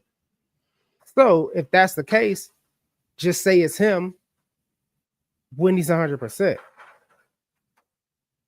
And just say, hey, we're going to have Ozzie and Theo, whatever, swing tackle, blah, blah, blah, to let them get, like you was talking about, Razak, red shirted kind of, in a way, kind of, even though Benedict kind of red shirted already. That kind of thing. That's it. That'll look bad on polls if you red shirt a 56 overall pick, though. That's another thing. And I'm glad Bear True put that comment in there. Go ahead, Wes. What you about to say? No, and that's what I'm saying. It's like that's your 50-year-old pick. He got to take some live rounds. He got to. You did it to Karan. You did what you want to wait 8 weeks in. Not like I don't know. It's just like I said. Is it secrets? Is it y'all scared? Like, and I get it, because we're gonna sit up here. You gonna do it. People gonna do it. They gonna call for people's jobs, especially yours, Ryan Poles. But you just me, Wes. Poles wouldn't be here. If it was up to me, you wouldn't be here right now. Yeah, like look, I know you got. It'd be with Ben Johnson with whatever GM he chose. It wouldn't be Poles though. I would have told him you cannot choose him. Look, if it was up to me, he can't choose anybody. He sucks at choosing players. We would have missed out on the Ben Johnson lottery last year because I would have got. I don't think Ben Johnson would have said no. I want Poles. Nah, that's not what. If he get to choose his own GM, I'm sure it would have been fine. Choose your own GM wherever you get it from or whoever. If you want Poles, I can't do that. That's and hold on, and if you do want Poles, That's fine. Let's do it. But he ain't getting that extension we just gave him. There's no fucking chance in hell he's getting that extension. And he's not hitting on anybody. Who is he hitting on? You have to hit on somebody. Where's the Pro Bowler? I not all pro, just the Pro Bowl. Go to the games because the Pro Bowl is very. Anybody can. Mitch made it. The Pro Bowl. Go to the Pro Bowl. Where are your guys? Look. And like I said, we could talk about the totality of things. I mean, like I said, JJ made his own money. He's put it out that there. Had nothing to do They with had nothing to do with polls, no coaching, no nothing. I mean, when he was on Sherman podcast, dude, I was doing whatever I wanted. I wasn't even supposed to be there. I was in this, and they joked about like him kind of breaking plays to make plays to get paid. A lot of these guys can't. They got to go with what they got, and I can understand that. I can get it. My whole thing is this: just say, ain't working out, looking for more. Like you said, what's his name? Dan Skipper that just got released or whatever. Yeah, fuck it, go get him. They just wasn't cutting it. That's gonna make They weren't 6 cutting left tackles. Then they weren't cutting it. That's what I'm saying. That you wouldn't Amagaji, or that's what I'm saying. Like you gonna cut Amagaji in this? See, and you put him on practice squad. Will he make it? Somebody might be like, oh, he's a second year because all you hear is Karan got the best physical traits out of all of these dudes. He was hurt last year. He got hurt again this year. Look, like I said, they trying to versatile. They're trying to find a guy, and I think they're gonna find it. They're gonna find their guy next year's draft. That's when Ben Johnson gonna say, "Fuck it, I don't care what. I'm getting my guy." But Bear Truth Now said didn't happen, Mark. You think they move right this year? And look, you don't want to move Darnell Wright because Darnell Wright got his own shit going on. But we just talked about that 56 overall pick that you cannot redshirt. It's gonna be odd that you redshirt a 56. If Braxton ain't cutting it, they might just. You need an athlete on the left side. Ozzie is not an athlete. He's not. He's big. He's strong. He's massive. Athlete? I don't look at Ozzie and see athlete. He's very consistent in his technique.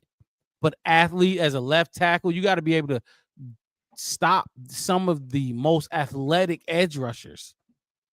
And I don't know if Ozzie can do that. I can see it. I'm telling you, I can see Darnell going to the left side and them saying, okay, Ozzie, you're 56 overall. Go and play what you're comfortable with. Mm-hmm. The next clip we about to play, our GM gonna talk about his comfortability on that side.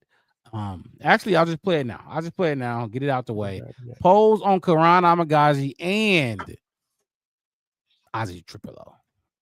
I know when he was drafted, and he's been struggling to get up the depth chart at tackle. When he was drafted, you said that he could play some guard. Is that a move you guys might explore, moving him inside? Yeah, I'm not sure if you all were at the practice where we started that, but he started practicing that guard too. It actually looked pretty good. So we'll continue to work on his versatility. We know he can do some left and right, but playing inside is going to be big too. Do you envision Ozzie staying at right tackle now? Yeah, I'll leave that up to the coaches. I did like when he moved to the right. I thought he settled in, and it looked very natural. His hand usage, his feet. But it looked like that when he started out at left early. I think he just hit a rookie wall in the middle of camp there where things just kind of got all over the place, and he needed to settle in. And I think going back to watch that KC game, you could see things like slow down a little bit for him and his technique come back, because that was the best part of his game. It was like that dependability. His angles were right. His hands were right. He was in good positions and was very consistent. I think he just got out of whack a little bit midway through camp. So again, just with Dan and Ben and Declan having great feel, moving them back to kind of home base, got him comfortable, and we'll continue to work on his development. Obviously, Oh man, and this is what irritates me, because I know if I seen it, everybody else should have seen it. I don't sit here all day studying the film like they do. But Wes, when we drafted him, I said he was a right tackle, right? You told me the snaps that he played at left tackle. What did I say? He's a right tackle. I kept saying it. Even if the snaps were pretty, he's a right tackle. I don't know. It's very irritating because the shit is right there. That's my issue. It's right there, and that's fine. Maybe Ozzie can become a left tackle at some point. You had guys that you could have took that played that left tackle spot. You really did. You really did. And they thought that they was gonna come in here and have this crazy fucking left tackle battle, which Ben Johnson told us 3 left tackles battling for. It was usually 1 or 2. I mean, it's usually two guys, a young guy and a vet type situation. He said, "Look, I can't tell you. This is from his words. I can't tell you. I've been in a situation like this." Yeah. Now you add a 4th one, which I guess Karan, which we just heard, Karan might be getting a play at guard now, which that's fine. You know, play him at guard, figure out something because he's a second season. And you drafted him 3rd overall, not 3rd overall, but 3rd round. To cut a kid that was hurt all training camp last year, and this is he's finally got healthy, then he got hurt again, and to cut him, that only looks bad on you, Ryan Poles. So we're doing this again. We're doing it again. Where we talking about this fucking left tackle spot. I wish we it seems like the only thing he can get right is signing free agents. When are you gonna draft some guys that you draft? You know what I mean? Because Darnell Wright is not a lock. He's not a lock at right tackle. If we want to be 100 on it about it, Dan Rochard tell you that he's inconsistent too. When is the guy gonna make the play? Like, get one right, man. And that's why early on I said I will give the job to Ozzie. Give it to him. No, This is you not listen to me before you jump off the bridge, drown. This is what I'm saying. Like he was saying, started off kind of good, hit that. It's because you bounce him around, and you know how when somebody say, "Hey, you didn't do nothing wrong. We just want to see how this is kind of different, or see how this." That will mess with your confidence a little bit. Like maybe they just saying it in a sweet way, and I'm doing something wrong, and they're not even telling me in a certain way, kind of thing. And then when you bring them back, like, "Oh, okay, cool, you're gonna come back," and now okay, well, what they ain't telling me that I'm not doing wrong, not doing right, things like that. And I get it; they could be the best coaches in the world, but everybody's in their own head with anything that you do, professionally, right, personally, individually. You like, hey, am I right? You know, with your lady, you're like, it's fine. You sure you want me to do it right now? It's fine. You're like, well, hopefully, okay, I'm just gonna say I continue watching the game. Or maybe it's that time and she's gonna be like, well, I needed you to do it right now. You know, that kind of thing. Because he hit a rookie wall. What is that really? And Rochard, it ain't good enough. Rochard. And then you hear Rochard like not good enough. None of them is. And for me, it's when people like, well, Rochard said that, I'm like, well, like I said, he's been doing this since dinosaurs was extinct. So he knows what it takes to be just solid. That ain't good. They should be better. I can get that from their position coach saying they should be better. Well, then who's the best? That's what I would ask Rochard. So then who's the best left tackle? Who is the best one? You gotta ask him. Look at the field. You see what I'm saying? That's what I'm saying. No, not even. This is what I'm saying. Not even me. Not even me. This is y'all team, y'all the coaching staff, you the position coach. You know best. Like I said, you've been doing this since dinosaurs was extinct. In your opinion, just off his information and him watching them and him doing everything in the tape and everything, then who is the best one? That's what I want. That's what I want him to say. Like if I'm Randall L or Al Harris or whatever. All right, cool. Wide receivers, they still need to, do this, do that. Okay, well then, in your opinion, who's the best wide receiver in the room? Well, and I know Ben it's Johnson. They asked him who's gonna be the starting left tackle. What Ben Johnson say? I'm not ready. not to ready. talk about I'm starting not ready left to talk about tackle starters right now. All right. Cool. You're gonna have to. Yeah, in my opinion. Now you got Look, to. they thought this was gonna be easier. They thought this was gonna be done sooner because if they had a starting left tackle, first of all, you're not gonna give Braxton Jones the reps if you think all these reps. If you think Karan's gonna be, you know what I mean, the left tackle or Ozzie. Ozzie ain't played left tackle in a couple weeks, and week 1 ain't gonna be the tell the all. It ain't gonna be the be all. You know, it's not gonna be the I'm gonna the final decision. I'm because like you said, we said already. It's like 3 of them. We got like what 4 games before Yep. the bye, 4 games or the bye. I wouldn't be surprised if each one started one of those games. Oh, I would be disgusted. I would be pissed. I didn't say I would like it. I didn't say I would like it, but I would be surprised. I would be surprised. But that's the thing. It's not even about I keep telling y'all, it's not about these players. Is who they are. But the guy bringing them in, so we just gonna keep letting him bring them fucking mixed vegetables every time. We just gonna keep allowing this man to come here and bring us bullshit every time. At some point, and like I said, I think next year, Ben Johnson gonna say, "Fuck that! I'm taking this guy. This is my first round pick. Is gonna be a left tackle. I guarantee it." That's what I honestly like. You really, that's the only place. I know a lot of people like talk about running backs and getting a guy from Notre Dame and all of that kind of stuff. Because but he need an edge rusher too. The fucking running back, he need an edge rusher too. Which we gonna talk about that too. I literally was just this fucking dude, Ryan Poles, man. You gotta take how many times we gonna let him draft wide receivers and tight ends and shit? And we need boy. Like I said, I don't see like I said. This draft right here was crazy. I'm like, maybe they see something. Maybe it's man, can't pass on a guy like Luther Burden. I get it. Loveland got understood. You know, all right, cool.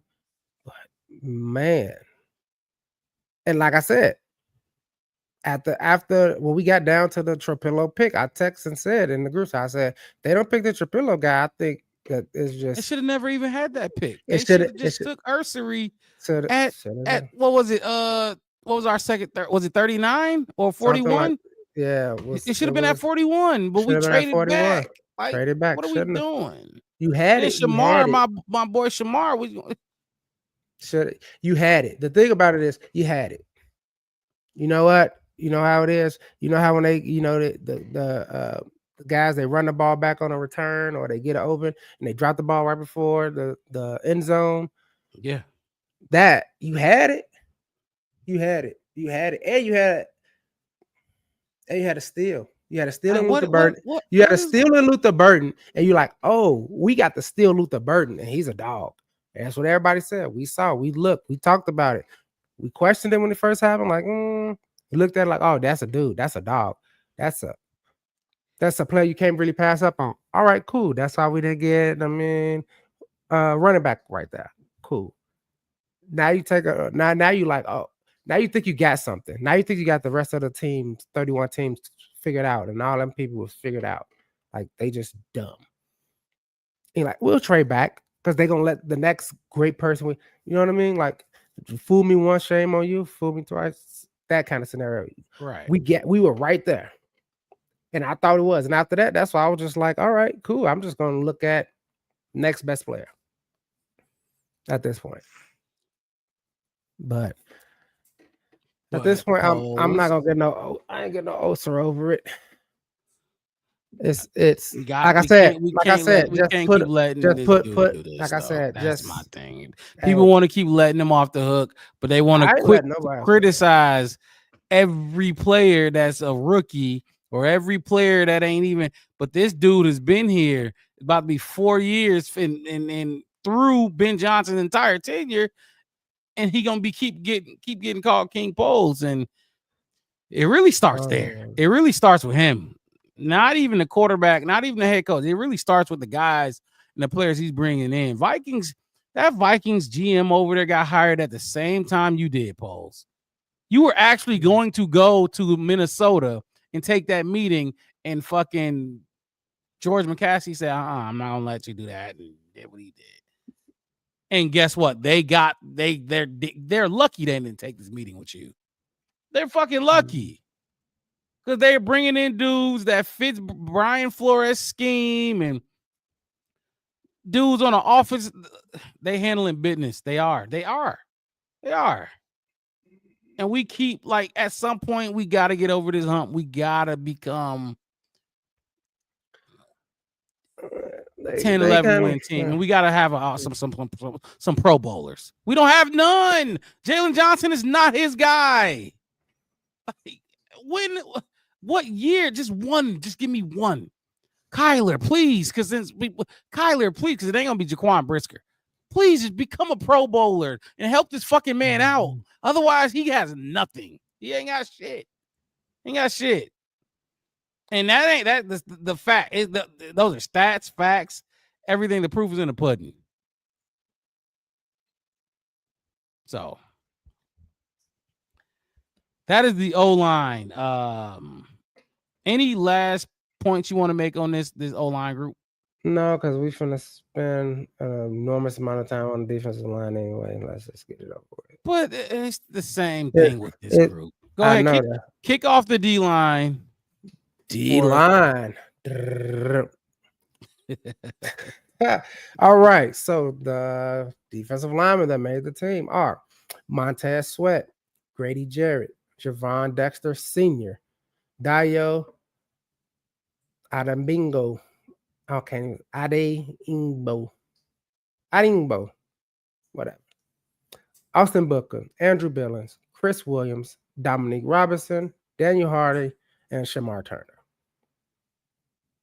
Now,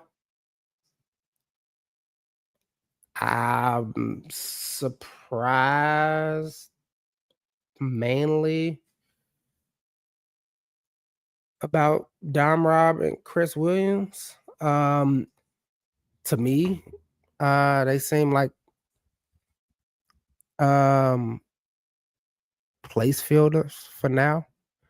Like I said, I wouldn't be surprised if, they got waived to make space for him to trade somebody in, because as Rob just said, that's what he does. But honestly, I really didn't see anybody else as far as, Shamar Turner, but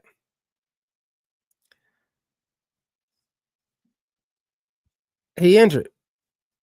So what you gonna do? What can we say? What you say? Starts the GM, but to draft well, the GM scouts and coaching staffs has to be in the sync. And Reed showed that to Philly, then brought same formula KC, and Philly still uses as his formula. Right. I'm with you on it. Can we Bill Belichick that formula? Can we formula gate? Can we get a scout gate going? Something. I don't know. Something. Somebody tell me one time, if you ain't cheating, you ain't trying. So I guess. But not surprised, not too I do got, like I said, I'm on the Javon Dexter doubt train. Dom Rob, same way. Chris Williams, he was kind of like I can't think of that guy we got from Seattle last year that came in for a little spurt. Darrell Taylor. Darrell Taylor came in for a little spurt and kind of was, And then, they figured him out, I guess. But I'm not down on Dayo. Oh my gosh. I'm not down on him.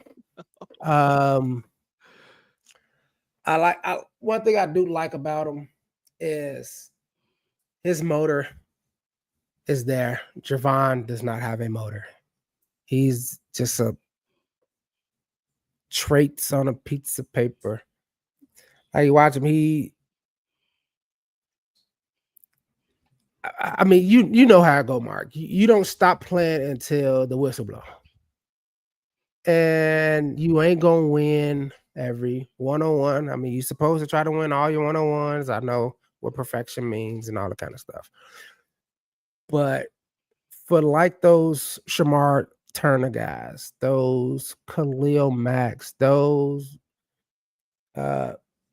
Dios, those Bookers, and I'm putting them on different. I'm not saying they all equal. I'm just saying no matter if you're a Khalil Mack type guy, as far as talent go, or a new guy like Austin Booker kind of guy, you just got to keep playing.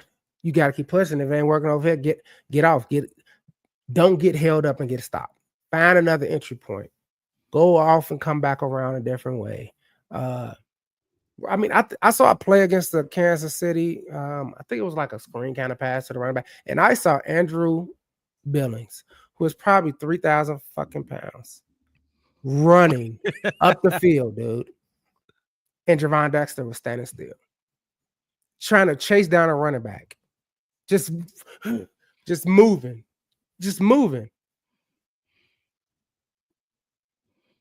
And that's my thing. Like, you, even with receivers, broken up plays, you know what I mean? Like, you gotta, it wasn't that your quarterback scrambling, you start going with him.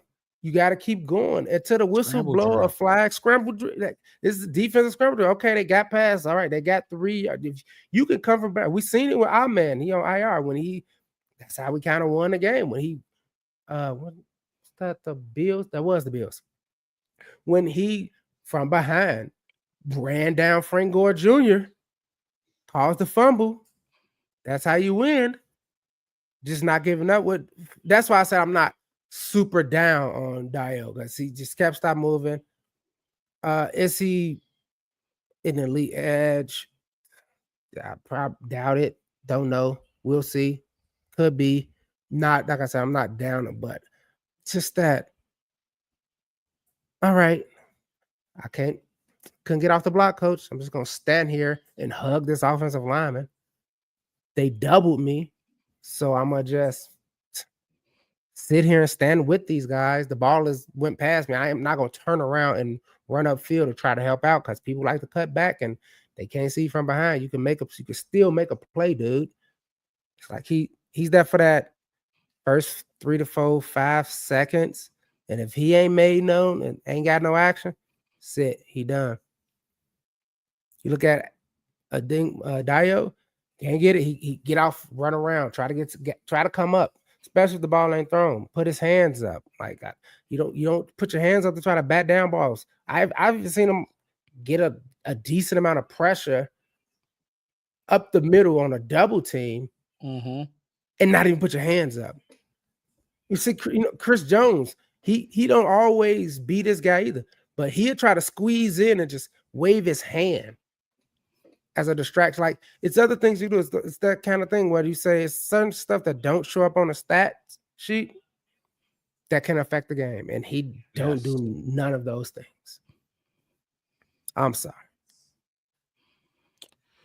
Yeah, hand moving and disengaging. That's That's what you do. You gotta do something else. You gotta run. You gotta go through. I agree with everything you said. Except with the Dio thing. I saw the footage on Dio against the Chiefs. He went against a rookie, Josh Simmons, Buckeye.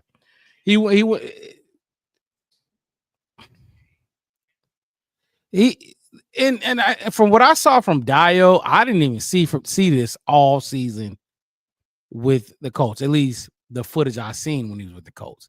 He was like, his first move didn't work. It was over with. It was curtains, and it didn't work. First move didn't work at all. 48 million, 16 a year, whatever. He getting paid a lot of money to be this other side of the ball edge rusher to Montez Sweat. And Montez, your ass ain't off the hook either, because Montez didn't do shit against the Chiefs either. He didn't do shit. And this is just with the O-line. We're doing this again. Like again, polls. How many times, J2K, better late than never. How many times we are talking about the D-line right now? First of all, look, this is a good time right now, Wes, before I keep going. Mhm. Hit that like button for us, man. Subscribe to the channel, the Black Bear Podcast.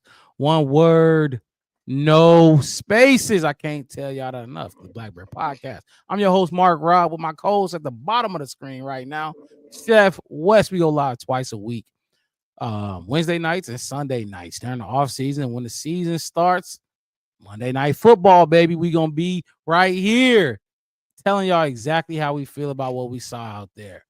You can find us on Facebook, YouTube, and Twitter. We will be there for you. Appreciate you jumping in here with us, J2K. But no, Wes. So what I was saying was we're doing this again with both of these position groups. And I ain't gonna keep harping on the O-line. We just talked about. But that's the other position, the trenches. You build a team from the trenches out. We keep building this team from the outside in. We keep doing that. And now, granted, I know the Bears wanted Kelvin Banks Jr. That's what I've been hearing, at least, Wes, from like a lot of different sources, even Bear Truth and I think Crooked Commission. I don't know who else. Somebody else put it in the chat that, Kelvin Banks Jr., he got snatched up. I think the Saints snatched him right before us. So we went with Coast and Level, and that's fine. This and that. But at some point, you have to make a point. You know what I mean? At some point, you have to make a point to get your trenches right, because right now our trenches ain't right. If I'm going to be 100 with you, the trenches is probably, if we're looking at this list right now, the trenches is probably the shakiest part on this 53-man. Again. A fucking again. Montez ain't. Okay, let me go back to the D-line. Let me stick to the D-line one. Mhm. Montez Sweat. I'll start at Montez Sweat. Montez is Montez, who he is right now. He needs another guy. He absolutely needs another guy. He ain't the guy 98 million or 94 million, whatever we gave him. He ain't that. Poles just said he had his best training camp here. Motherfucker, this is his second training camp. So either he's better than last year or he's not. So what are we talking about, Poles? Who you tricking? Who you lying to? Goofy's gonna take that and run with it. Not a motherfucker who know what they talking about. He's been here 2 years, 2 training camps. So how is this? Either he's better than last year or he's not. Simple. Now Grady Jarrett, we have not seen. We didn't get to see him, the OG. We didn't get to see him. I wish we did. But other than that, everybody else on that list, except Shamar Turner, we've seen. Javon Dexter, unimpressive. Dayo Dangvo, unimpressive. Austin Booker, impressive. But he was impressive last year, too. He did. I mean, I think that against that same Bills team last year, might I add. He beat the Bills' ass this year. He beat their ass last year. He did way better this year. I was shocked. But then he got injured. That's But he's on the 53, so that's a good sign that he'll be healthy when the season starts. Otherwise, they probably put him on in IR or some whatever. Pup.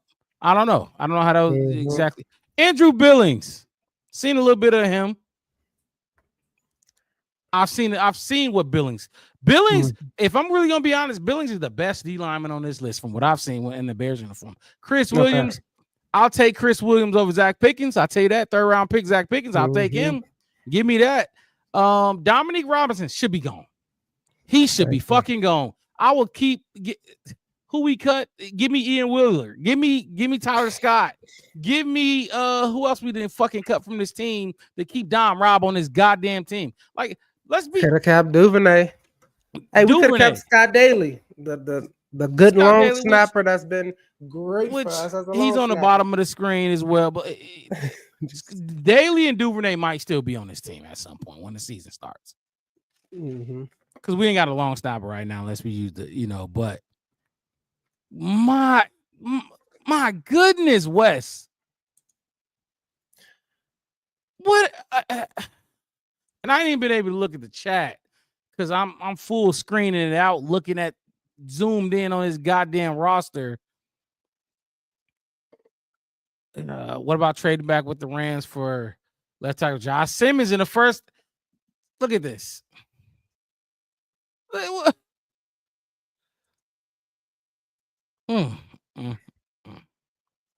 Josh Simmons. What I was just talking about. Left tackle. Josh Simmons. Anyway. Oh man. I'm not impressed, Wes. I'm not impressed. And I'm not saying he cut some guys that should be on this team. That's not what I'm saying. We talking about the 53-man roster, right? So that's who got cut and who stayed. Dom Rob should not be on this fucking team.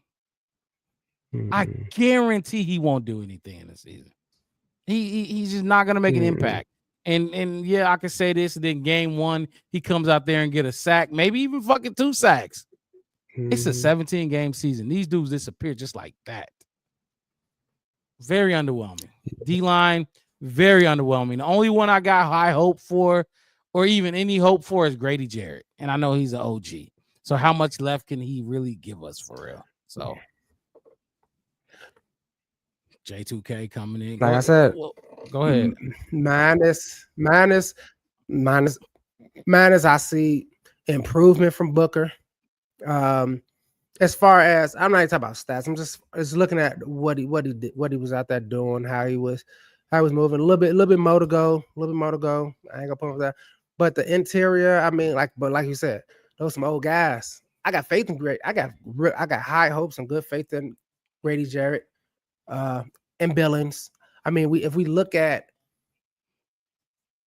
the 4 weeks he played last year, that made Javon Dexter look like he was finna do something. And I've said it before and I said it again. As soon as Billings left, Dexter, who's alone. And I'm sorry that your puppy got sick, bro, but you still got to get to work. You still got to, this your time to shine. And he shined it like a rock. Just dull, like brick. Like it was no shimmer, no shine, no nothing. Dio ain't showed us nothing. That's the thing. He ain't showed us nothing. He ain't. I just used in the comparison because, like I said, athlete's foot that won't go away. Yeah. If we gonna cut Tyler Scott and Zach Pickens, how the fuck does Dom Rob make this team? That is mind-boggling to me. Ian Wheeler. Keep going, Wes. I don't know. But like I said, it's not that. Like I said, but for me, it's the kind of like how when we talk about like, maybe a bad game, maybe a bad play, maybe work ethic, and you can look at it on tape, but it's Claypoolish to me. What Javon Dexter is doing is like, just because you didn't get your way, it didn't happen the first time. Like you didn't get a second. You gotta. He don't like trying to make no opportunity. Javon don't beat you with his first move, he's done. There's no like y'all was just talking about this right here, Wes. Hand moving and disengage. There's none of that going on. And then to go find nowhere else to go. It's like you're not going. Okay, you went up against 65. You move. You disengage and you stood in front of 65. Guess what? You might not be finna get around 65. 62 over there that's to the left to him, or go around or go outside or go find another hole or gap. Go find, like they said by offensive lineman, go find some work. Go find something to do. Do something. Go like you said. First move didn't work. Go again, even if you do the same move. Bull rush didn't work. If the bull rush didn't work first time, this guy didn't go again. Maybe he'll let up. Maybe you'll catch him off balance. Maybe he'll think you left. Maybe Right. like something. And that's why I said with Dio, like I said, compared to him and what I seen from them this offseason, I seen Dio get in, move one work, he get off, go around the whole line, try to find another interest, another way around. Try to do a spin, try to wave his hands, chasing down. Like see him chasing down more. I see every defensive lineman out there at least chasing after the ball. Dio might be able to set the edge. Now, when I talk about Dio and pass rush only, you know, he might be able to set the edge. Him and Mont, you know what I mean? No, you ain't the running back not getting out here. You know what I mean? I'm gonna stand up the O line, stand him up, and we gonna be a stalemate. You're not pushing me 3 yards back though, 4 yards back. That's not happening. I'm gonna set this edge so my linebackers can come rally through. When I talk about Dio, I just want to, it's his pass rush. Same with Montez Sweat. Pass rush. Keep going, Wes. Just pass rush. I'm just talking about No. I'm with you. Yeah. And I'm with you on it. It's like I said, even on the pass rush, it's like I've seen it. I mean, I should have cut a few of them up. They about 5 seconds when I saw them. Seen him try to come in and couldn't get it. And I think he was the one. He came in. So if you're looking at Patrick Mahomes from this view, right? Looking at the O-line, Patrick back there. He came in, couldn't get it, did a couple moves, bounced out, came around, and he was the one that kind of chased Patrick Mahomes. I mean, I think Patrick still made the pass because that's Patrick Mahomes, right? But he was chasing Patrick Mahomes, had Patrick kind of high-stepping his way out. Every quarterback ain't Patrick Mahomes. But my whole thing is you not stopping, you not trying.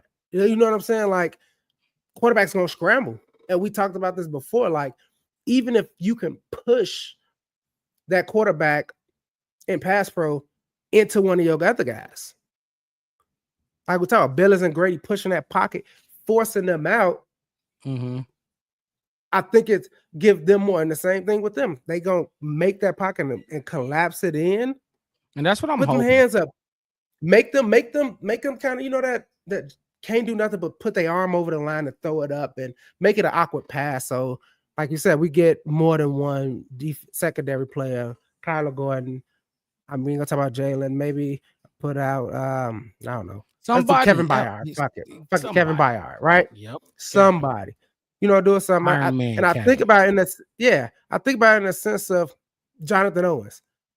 It wasn't great at everything, but it was getting action all last season. Fumbles, recoveries. There you go. Few play here, few play there. And like I said it before. Even if you get a sack every other game, you're gonna have 8 or 9 sacks, bro. And you only have to do it one. I forgot who it was. I think it was the St. Brown podcast. I saw a clip, and they were just saying like it's just like they were talking about the secondary versus receivers. What's the hardest position to play? And it was like, yeah, I remember the secondary and the defensive line is kind of like the defense. Kind of like if you get one good play a game, if you a defensive lineman, you get a sack every single game, you're gonna have 17 sacks. If you're a linebacker and you get a fumble every game, you're gonna have 17 fumbles. You're a corner or a safety and you get a pick every game. That's one play out of the 60 you finna go. However many you finna go against.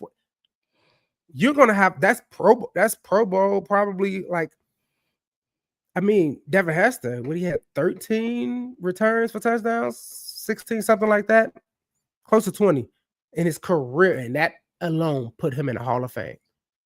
So you just gotta be really, really good once, but you gotta be constant all the time.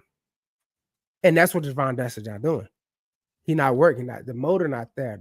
You know what I'm saying? There's clips of chase down people, and I just don't see him. Like you said, that one move, disengage, and then he just stand there. Wes, you finally showed up to the party. You get in free. We give you I'm holding a glass of champagne for you at the door. This for you. This is what we do when people come up to this Javon. Because that's what I said. I just don't think Javon gonna get there. And that's fine. It's another miss on Ryan Poles. it lay at his feet. I don't want to get out on Javon because Javon, absolutely, you get picked there. Do what you can to get picked there. You lie in the interviews to get picked there. Ryan Poles, second round pick. And we'll see. Maybe we'll see. It's a new scheme. Now, we wanted him to be a penetrating. We wanted Dexter to be a penetrating three technique. And that was going to collapse the pocket. And that maybe that's not what he was. You know what I mean? Maybe he should be a one. You know, be on. You know what I'm saying? Like, not be a good run stopper. If he could be a good run stopper, maybe that's where his thing is. Maybe Grady can be the three tech. Let him be the one. Let him be the three, and let Grady penetrate and collapse the pocket. We got 180 people here. I want to just say this. 180 people here between Facebook, YouTube, and Twitter. We are on the road to 500 subscribers, man. It may be a little to you, but it's a lot to us. Please show love. If you're watching on YouTube, if you're watching on Facebook or Twitter, head over to our YouTube channel, the Black Bear Podcast. One word, no spaces. Just hit the like button for us. Subscribe. It's free. It ain't gonna take much time. If you go to YouTube, you're gonna see us there too. We still talking football. You ain't gonna miss twice nothing. a week. You ain't gonna miss nothing. Live twice a week. Post game shows after every single game. We did post game shows after each preseason game. We got the Monday night football here for y'all as well. We just love chopping it up with the fans, with Bears fans, whether y'all fans of us or just Bears fans. We talk football with everybody that's in the chat. We put it up on there. We try to interact with everybody in the chat. Like I said, road to 500. Show some love, man. One love. That's all we try to do here. Unless you're on this goddamn team and you not performing, or you Ryan Poles, because it's still love. Wes, I can't take it no more. I really can't keep doing this, man. It seems so simple to me, but we keep getting it wrong. Go ahead. No, I was just going to throw, Bad Truth. He be putting them comments up there. He said, I disagree that Dexter's not hustling. I just think he's still processing too slow, because I see he is working on hands, his pad level, but I don't see consistency, IQ, and instinct. That's probably the definition of hustling. You gotta know what you're doing. Like, I mean, you're on the streets, you gotta know. Hustlers on the street, they ain't doing it all the same way. The best ones are innovative. They got the instinct to know when to get it, get out, how to do it, and they do it consistently. That is the definition of hustling. Your instinct, you gotta know. You finna get that next time. I can see if, and like I said, I can see if, hey, look, this ain't worked on 65 2 or 3 times. I need to have the IQ and the instinct to, I'm going to do the same thing. I forgot who it was who did it. I think it was Darnell Wright. But he kind of, I think it's like a circle punch, they called it when I was reading it in the comments on the title. He kind of, this dude was kind of coming and trying to bull rush him. He did it once on him, kind of pushed him back. He acted like he was going to engage, waited for the dude to put his hands out, swung, slapped his hands down, and pushed the dude like, 2 yards to the left or to the right. He kind of stumbled, and it gave, I think, Caleb a couple extra seconds to throw the ball. It's those kind of things that I'm talking about. It's those are things that I'm talking about. It's finding something else to do. The IQ of I cannot push him back. If I push him back 1 yard. So the next thing for me is to jump. I can see the quarterback over his shoulder. He's looking over this way. Like he throw the ball. I'm going to jump up. You know what I mean? Like, that's what I mean. I don't mean like technically just chasing people down. I'm just talking about like the instance in the not, the play going this way, or they breaking out. It's like you're always stuck in the middle of the field, and it's annoying. Look, I've beat the dead horse about Dexter, and we'll see. We'll see with this whole D line. We'll see what they can. I can't believe Don Marot made the roster, but it is what it is. Bertrand said, I consider hustle as effort. I think lacking instincts and technique will get you to play slow. I don't think he lacks effort, is my point. Maybe not. Maybe he does. Maybe he doesn't. We finna see. We gonna see it week 1, and that's how we gonna have to go off. It's gonna be a long season, but we gonna talk about what we see. Cornerbacks, Jalen gonna make- Johnson. He gonna Go make the ahead. Go spot- ahead. Oh no, I was gonna say Jesse, I like it on that. We're gonna put the spotlights up outside of the shows. Those 5, 10, 15-minute spotlight episodes coming too. Don't forget. Absolutely. It's more than just live shows, so y'all stay tuned for that. Cornerbacks, Jalen Johnson, Tyreek Stevenson, Kyler Gordon, the big 3, the starting 3. The backups, Nashawn Wright, Josh Blackwell, and Nick McLeod. Now, we talked about earlier Zay Frazier. We know Terrell Smith went on season-ending IR. He will not be here. You got to think about where he would be, where his place would be on this roster if that were the case, if he was healthy. Some other guys cut. Trey Flowers cut. Trey Flowers, yeah. Like we just talked about a little bit earlier, they missed Jalen Johnson against the Chiefs. They needed him at least to hold down his side or hold down one wide receiver. They was Patrick Mahomes having his way out there. Even Juju Smith-Schuster was catching some tough passes. Now, don't get me wrong. Look, I didn't like what I saw, especially from what I've been hearing from camp. Even what I saw when I went out to camp. This defense and Kevin Byard can back me up because he's talked about it. They got on their high horse. They was beating up on this Bears offense, and they thought they was tough shit. That's how it goes. Bears beat up on Bears, so they go out here to these other teams, and it seems like you legit. Yeah, oh fucking K. Look, I love the Jalen Johnson, Tyreek Stevenson, Kyler Gordon.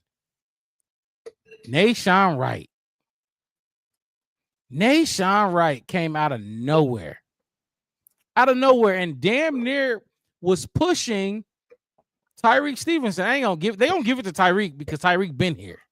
Trust me, it's a little politics being played. I'm not saying Nashawn is better than Tyreek. They don't give it to Tyreek because Tyreek's been here. And then you got Nashawn Wright behind him. And then you got Nick McLeod, which if Terrell Smith was here, you got to think. So this is my question. Well, let me just give my opinion real quick, and I'll let you get your opinion. Mm-hmm. Nashawn Wright throws a monkey wrench in all your plans because you got Josh Blackwell here, which I know he's beloved on special teams. He had the special teams kick return against the Packers or punt return against the Packers, right? Yes, sir. They love him. And then he can come and play some corner for you. Nick McLeod was your Terrell Smith replacement, right? Yep.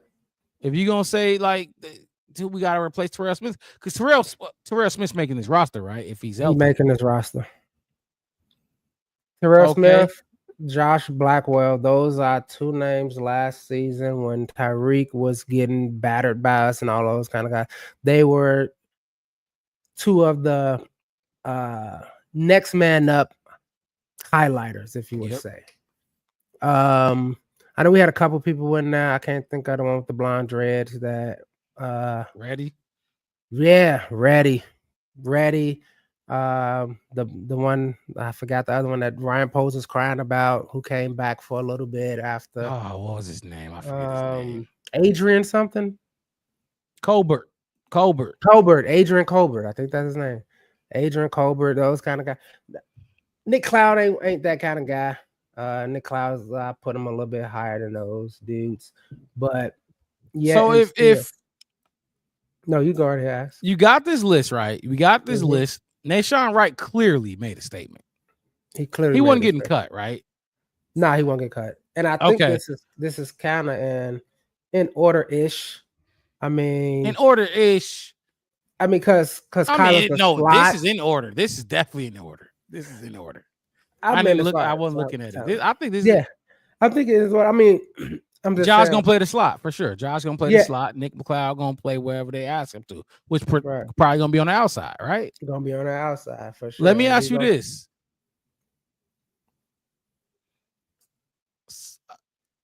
So Terrell Smith, we got Terrell Smith, IR. Zay Frazier. That's 2 guys, Mm-hmm. both healthy. You got to take 2 out of there, right? Or no, or do you keep 7? Are you gonna keep 7 and then take, I don't know, Dom Rob off? You know, Something kick like Dom that. Rob. That's what I'm thinking. That's what I would think. I think you would.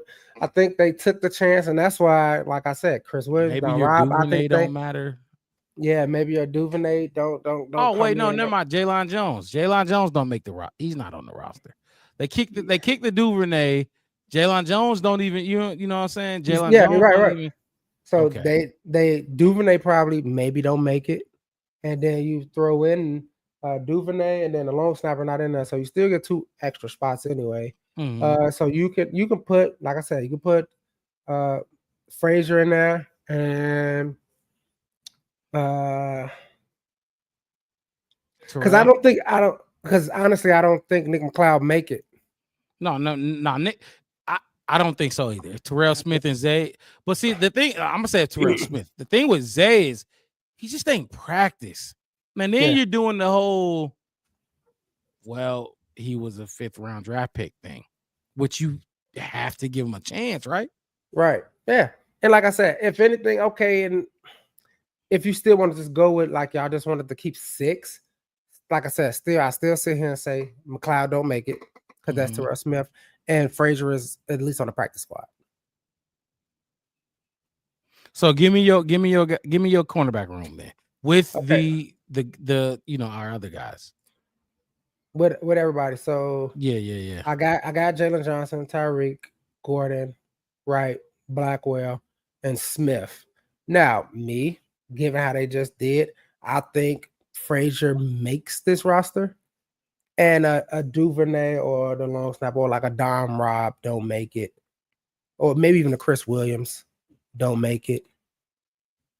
Because I think, and what we forget, and everybody, and I know this still lays at the feet of Pose, as you like to say, but Al Harris pushed for Frazier hard for months. It was, remember, he hit up Pose months in advance, like, hey, this is a guy.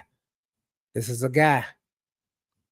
So I think they took Al Harris's expertise on the subject ahead of, maybe looking in deep enough or sitting down with him enough to see if whatever it is that's the reason he's not playing the season is the reason.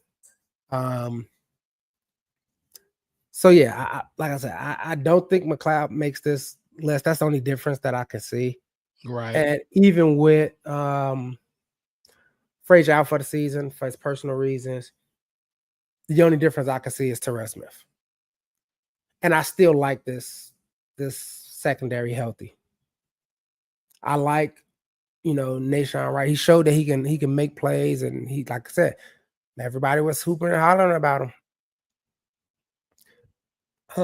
So I could see him coming in if need and being there for a game, 2 games. But honestly, I just think this secondary, like I said, they got in the high hush. You said it. They were sticky. You said it, but that's what happens when you pick on your little brothers to say, right? When you fighting with your cousins, right? When you hit the street, some dudes walk up on you at the park, it's a different fight, different thing. It's a different live bullets now. It's kill or be killed. And you can fight your cousins and brothers, y'all, fist fights. And- I grew up fighting them, but you ain't gonna kill them. Auntie ain't gonna have that. Mama ain't gonna have that. So you can't do that. But in the streets, you gotta be ready. You want to try that? You want to try that name out? Ooh. Parallels facts. Okay. I like it. I got some worldly culture in me. Parallels facts said, I think Rome the number 1 wide receiver. Yeah, I mean, that's fine. Look, it's an argument to be had. It's an argument to be had, argument to be made. $110 million say different. Yeah. That's just Exactly. let's just say what it is. $100 million. Back to the cornerback room though. This cornerback room, like I said, if you can't see what you're seeing on the screen, just make it bigger. If you watch it on your phone, it probably ain't gonna look too big though. But go ahead. Just to What's talk up? about just to talk about the Nation Wright thing. If Tyreek don't, because like I said, Tyreek, we already know number one spot locked, right? The Pro Bowler is not going anywhere, right? Absolutely. Nation Wright at the Represent number two. the Bears in the Pro Bowl when all these other fucking teams out there. Nation Wright at the number 2. What he like 6'4"? I think he's 6'4", 210, something like that. On your second guy with Kyler Gordon out there, I ain't mad at it. And like I said, Blackwell has come in. Blackwell has come in and done great things. McLeod, we can see. And Stevenson coming in on dime packages and all this other kind of these, I can see it. I ain't mad at it. Healthy, 100%. I ain't, like I said, I feel like I said, the wide receiver room, the cornerback room, healthy. I ain't really mad at it. Deep room, solid room. Deep, solid room. Like I said, Nick McLeod, he probably won't be there if Terrell Smith was here. And like I said, people who can't play because of injuries or whatever, pup, all that kind of stuff. I'm not even gonna count them because hey, I'm only gonna talk about who gonna suit up, who gonna put on pads, who gonna play. Exactly, especially the ones that's out for the season, which Terrell Smith and Zay Frazier are out for the season. You can't really include them in the 53-man. Now, Homer and they're gonna be back. So some of these spots are placeholders. We gonna placeholders. I don't know. Maybe Nick McLeod fall off. Maybe Nick McLeod fucking falls off.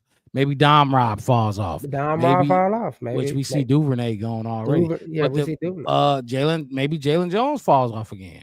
And then that linebacker that we finna talk about. The linebackers, Tremaine Edmonds, TJ Edwards, Noah Sewell, Ruben Hippolyte, Carl Jones Jr.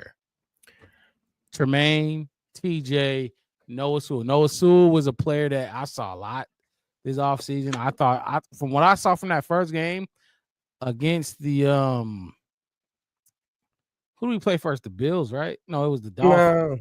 It was the Dolphins, right? Dolphins. Yeah, Dolphins. What I saw in that game, it was instinctual football. And especially at the linebacker spot is instinct and film study. Because you got to be quick, you got to be fast, you got to be able to either run stuff or drop back in coverage, and you can't be a step late because the wide receiver is gonna run right past your ass. You are not faster than them as a linebacker. Noah Sewell played a hell of a game. I like that. I like that he's here. I like that we finally get to see him play because he was hurt. He been hurt, you know what I mean? So I like that. Ruben Hippolyte is a little rusty and a little small, and that's fine. Except that he was drafted in the 4th round. That's the only issue with it. That's still going to be the only issue. That's going to be the only issue with him unless he turned into the 4th round pick that we drafted Lance Briggs at. Lance Briggs was a 4th round pick, I believe. Until he turns into that, we always going to be, you shouldn't have did that in the 4th round. And we're going to keep saying it. It's always going to be that. Carl Jones Jr. Exactly. Another shocker. Carl Jones Jr., you're here because Amen O is on IR. Actually, I think is Amen O out for the season? Nah. He's here. He's coming back in 4 games, right? Him and Homer will be back in 4 weeks. All right, I gotta put this up. Here because gotta welcome him. What's up, Judah? Man. You should have got here first thing. We was talking about quarterbacks. You could have said something, but we off quarterbacks now. Sorry. Oh, this is the 90s. This is the 90s. You can hang up the phone on people. Click. Listen to the tone. Listen to the tone. Dude.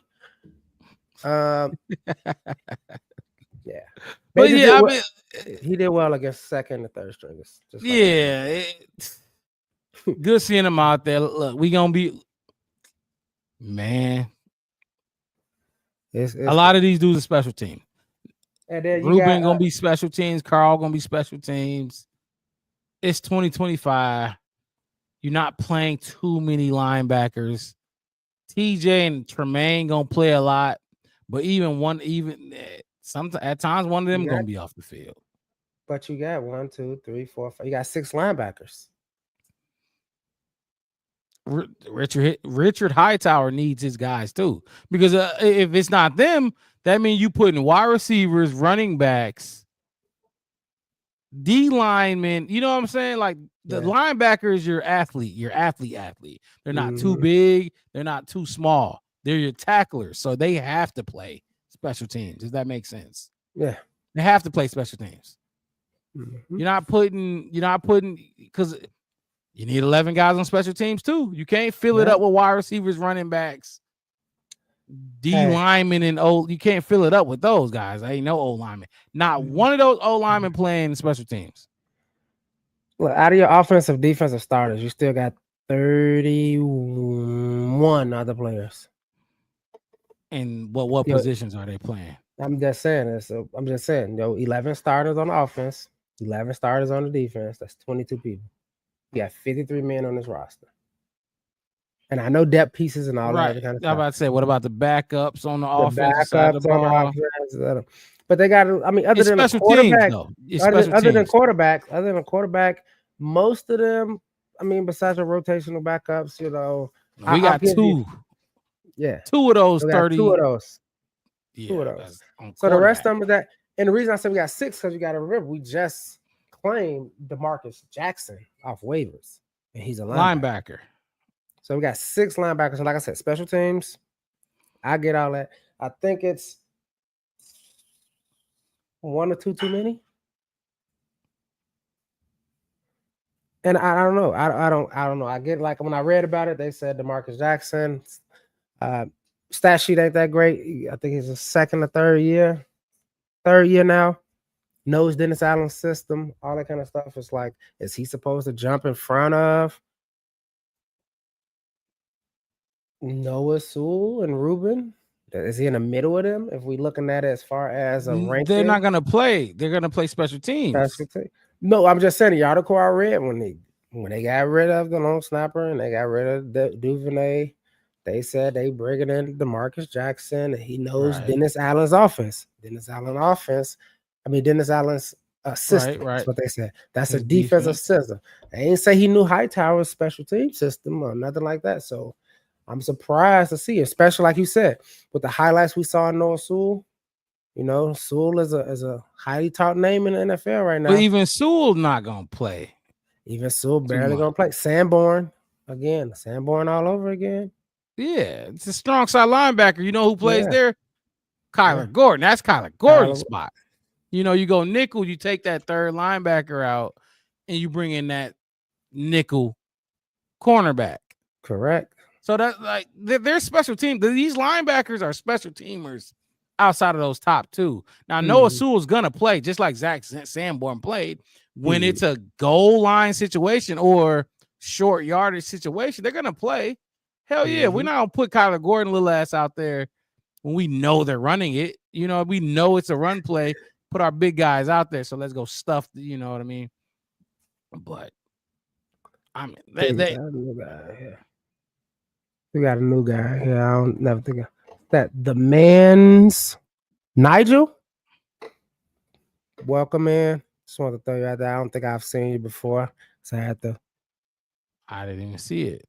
Yeah, welcome in. Hit that like button.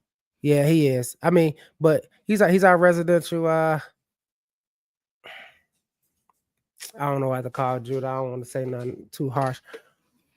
Oh, he talking about Judah. Yeah, he said sniffing paint, huh? he come in already been sniffing paint and some more Yeah. stuff.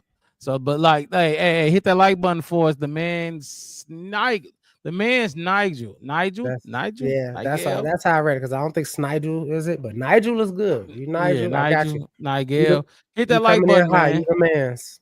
You Subscribe to the coming channel. in high, you the man's. We He got said you. he the first time we go live twice a week, Wednesday nights, Sunday nights during the off season. When the season starts, we go live after every single game. We was live after every preseason game, talking about it, chopping it up. And we gonna go live after every regular season game. So hit that like button, subscribe to the channel for us, man. Yeah, I mean, overall, I ain't really mad at the linebacker room. I'm not mad at it. But like we talked about with Montez, Dio. I mean, a lot of people put DJ in this kind of conversation. Let's throw Komet in there. I'm trying not to be non-biased as I go down here. None Tremaine of those Edmonds. dudes. That money ain't matching. They don't get paid. They're not getting paid anything. The only ones that getting paid is those top two. Those top two, they getting paid. No, for sure. For sure. But I mean, the other guys are just like I said, we need to put a team on special teams. So we gotta have guys, and linebacker is the best special teams player. I mean, they're not small, they're not little, because you know what I'm saying? Yeah, no, I hear you. I mean, historically speaking, yeah, I was watching some highlights of William Perry on special teams. That was crazy. Y'all want to see something good? Just Google William Perry on Perry special teams. on special teams. Yeah, make it tight. I mean, he beating Gunner down the field. That was crazy. Carl Jones wouldn't be here. Like I said, he's here for Ameno. When Ameno gets back, Carl Jones probably gonna get cut. Yeah. And we talked about earlier, Duvernay ain't on this list. Yeah, Duvernay. I just saw this in a comment for you. Going that to my Dexter over Dio. I mean, pick your poison. It's crazy because I said the opposite, Nigel. I said the opposite right now. But we'll see. Prove me wrong. And I think they both need to do better. It's that simple. They both need to do better. I'm not gonna vouch for neither one of them. So, all right, let's get off these linebackers. Let's go to the safeties. Only 4 of them in the room: Kevin Byard, Jaquan Brisker, Elijah Hicks, and Jonathan Owens. Pretty solid room. Wipe your hands with it. Wipe my hands with it. Like I said, Kevin Byard, I know we talked when he came in, they talked about him being old. I think he did really good for us last season. Solid as they came in our secondary last year. Elijah Hicks, always somebody that stepped up for us. Absolutely. Always stepped in. Terrell Smith kind of guy, you know what I mean? He was one of those next man up kind of guys, stepped in and held his own. He says mad sus. I say it's just if they healthy, I don't see nothing to suspect but good things. Like I said, J.O. come in, getting in where he fit in. And that's what I like. That's what I like. Like I said, I started off last season with some emasculine comments towards Jonathan Owens. Everybody know who he married to, so I made references to that. But man, did that dude come through? He came through on some big plays, getting fumble recoveries, being there. Like I said, he wasn't starter material, but when he was in there, he really was effective all over the field. Kind of a Swiss Army knife to say, kind of, jack of all trades, ace of nothing. So I think he did good. I think he did well. And like I said, Elijah Hicks, solid. Jaquan Brisker, I mean, like I said, healthy. What you gonna say? What you can't really say much about him. So, and that's why, like, I don't want to, Judah tribe talking about tomato juice for a brain. What are we talking about? It's a concussion. Concussions can happen at any point. But anyway, that's I get mad at pitchers for going to get Tommy John surgery. I mean, it's a part of the game. They're gonna throw their shoulders until it turns into liquefied mulch, and it happens. Not gonna kill him for that. When he healthy, he a dog. When he healthy, it ain't nothing to say. What you gonna say? But Nigel saying I disagree with Nigel. He's saying they hoping the pressure up front, and so are we. We not hoping for nothing. We know there ain't gonna be no pressure up front. I think the strength of the defense is the secondary. He said the secondary is mad sus. I totally disagree. That's where all your good players are. All of the sus, everything that's sus is up front on the D line for sure. For sure. He I also mean, said, they hoping for pressure up front. I think he said. yeah, He said they hoping for pressure up front, and so are we. We are definitely hoping for pressure up front. That's how you win. That's the defense. We want pressure up front. I guess. I think our secondary is fine. Lack of pressure is gonna make them look less than they are.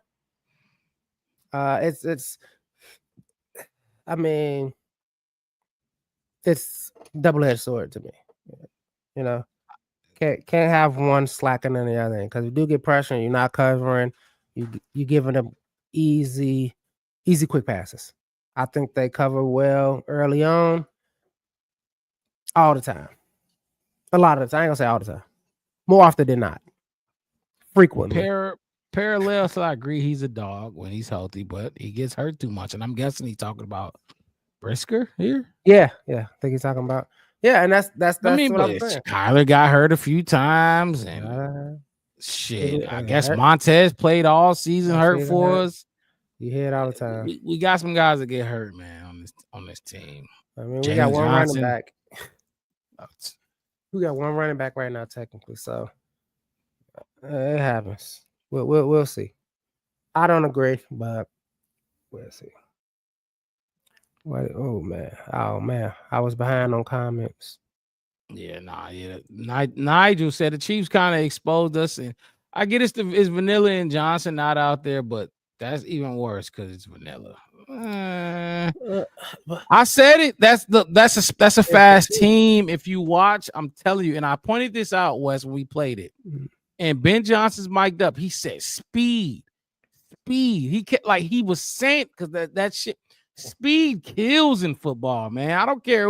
You have to have speed, and the Bears don't got enough speed on offense, on defense either. We don't got enough speed, and we played a team that got speed. They base everything they do. Tyreek Hill was there.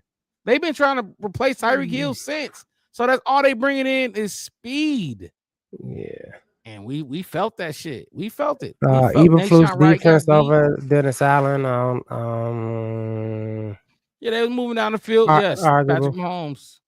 Patrick Mahomes. JJ and Addison ain't doing nothing because I don't think Addison even playing. Judah, I think he's suspended for 3 games. So, how is he going to go for 150 there, Nigel? If he's not playing, he's going to go for 0. I guarantee you, week 1, he's going to have 0 yards. Bet the under. Let's talk about it. Would y'all trade for Parsons if the juice was to squeeze? Depends on how much squeezing I got to do, DJ. Let me see. I'm trying to catch up. Now you good. I'm gonna move on to the next position group. Against us, those comments. The second time we played Minnesota, you can say Addison might go for 150, but not the first time. Position group. We ain't gonna do special teams. Cairo Santos, Torrey Taylor, Scott Daly got cut, but I guarantee he'd probably be back. If it's not him, it's gonna be the rookie that's on our practice squad. Did I cover everything? Yeah, I mean we got everything. If we want to throw it out there, Santos. I think he missed a field goal this offseason, which is got an extra point blocked. That stuff like that can't happen. And so you saying Santos and Taylor's the MVPs? No, they're not. They're valuable. They're the VPs, VPs. I don't know. They're valuable. Like I said, I hope Torrey look good. I just need him. His distance and ball landing. Who you talking about? Torrey Taylor, because he said they're the MVPs. It just can't bounce north or south. He has to figure out how to make it bounce and go out so you can get that ball down because they're not going to get down there and down the ball every single time. Torrey needs to play like a fucking 4th round pick. It's simple. That's what I mean. That's what be a 4th round pick. If that ball dirt and don't move on the 3 on the 1 because the ball is land that it just touched back and then he needs somebody to to collect it. The distance is good, the power is there. He could punt it 60, 70 yards from either side of the field back over. It just keep going forward. It's kind of like a horseshoe or cornhole. It's a precision thing, not necessarily a power thing. What's up, Chris Newman? Yeah, let's take Newman. Yeah, we got you. We know yo. Hopefully, your I'll tell you one cousin- game at a time. I appreciate you in the chat. Hit that like button for us. Subscribe to the channel. Y'all be up. I see. Y'all be up talking Bears football. I like that. Hit that subscribe button for us, man. We on the road to 500. We just finished up our 53-man roster. Let me see if I got anything else. On Analysis. I do got a few questions to finish it out. College football this week, man. Look, football is back, people. Football is fucking back. Oh man, it's a good feeling. Cubs lost. Yeah, that's because people start talking good about the Cubs, and that's it's quick. They stop they're talking quick. We got 200 people in here between the 3 YouTube, Facebook, ring that bell, and Twitter. Hit the like button on hit the like button on YouTube. If you're watching on Facebook and Twitter, head over for us. It don't take nothing. It don't cost nothing. Just a little time. Hit that like button. Subscribe to the channel. We on the road to 500 subscribers, people. The road to 500. Help us grow. Show some love, man. Yeah. Now with that said, I see somebody put that out there. I'm gonna give y'all a couple things. Bears playoffs chances. It's 30%. Do you think that's high, low, right on?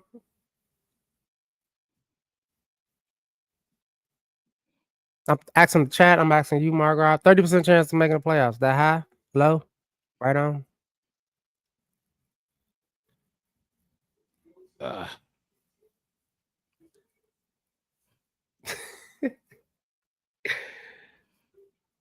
What you thinking? What y'all think? 2% with Caleb. No, I got you. I don't like to get into stuff like this because I think it has to be done in the trenches. If your trenches are right, you're going to the playoffs.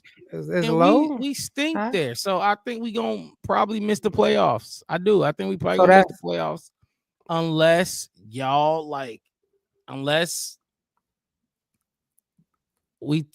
these players that I don't have a jersey for, that I won't buy a jersey for until I see one of them blossom. Unless one of them blossoms, and I will have to see. I say no, though. I say no. No. I said, do you think that percentage is high or low or right? I think it's high. It's high. I'm right, very high with our division. Very, I don't care about the division. I don't care about the division. But our schedule is tough. This schedule ain't easy.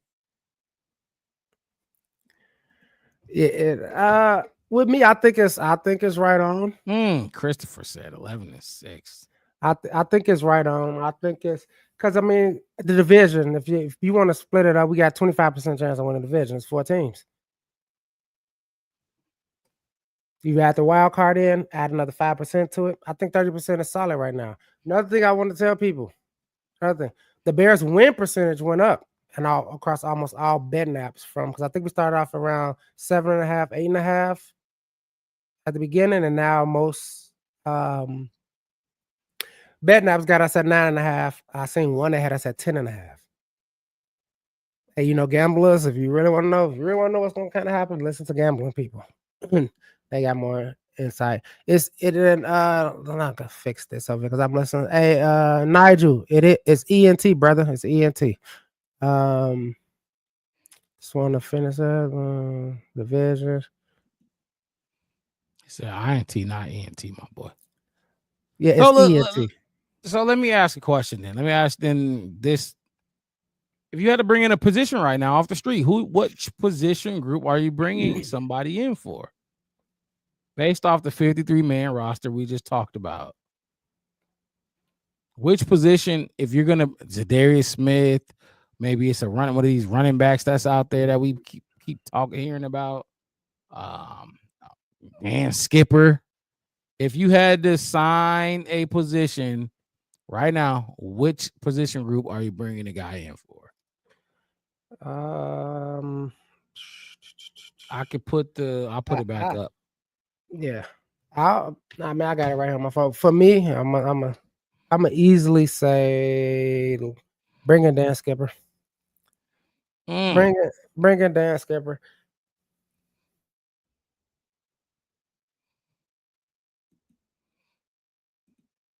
Austin Booker might be looking like he's getting it. Maybe one of the ends, if Dio ain't it, I think it's easier to bring in an end that we already have that's showing high. But that left tackle, like you said, it's that chemistry thing of the offense. It's that timing thing of the offense. Right. We did it last season, like I said, with Taylor and Williams, and bringing in somebody. We talked about how Smith and Hicks and Blackwell, how when it was their time to come up, it was they stepped in and produced. It's kind of hard when you bring in a tight end off the street or a wide receiver off the street, or offensive lineman off the street. Running back might be easier, or even a quarterback off the street, maybe easier, depending on who it is. You could pull Joe Flacco off the couch and probably still. But I think I'll go with left tackle. If I'm gonna answer my own question, I'm gonna go with edge rusher. Got it. I think if we bring in, I don't want to bring in another old lineman because we just got so many. We got so many already, and I'm not trying to push none of those dudes out because I mean you drafted them, so go ahead and let's see what they can do. You should have drafted better. I'm bringing a D lineman. We got to get pressure on the quarterback. That's my opinion. I don't think Dio and Dom Rob and Austin Booker, the backups, I don't think they're enough. I'm going to go D line and not really D tackle. Edge rusher. I'm going to go edge rusher.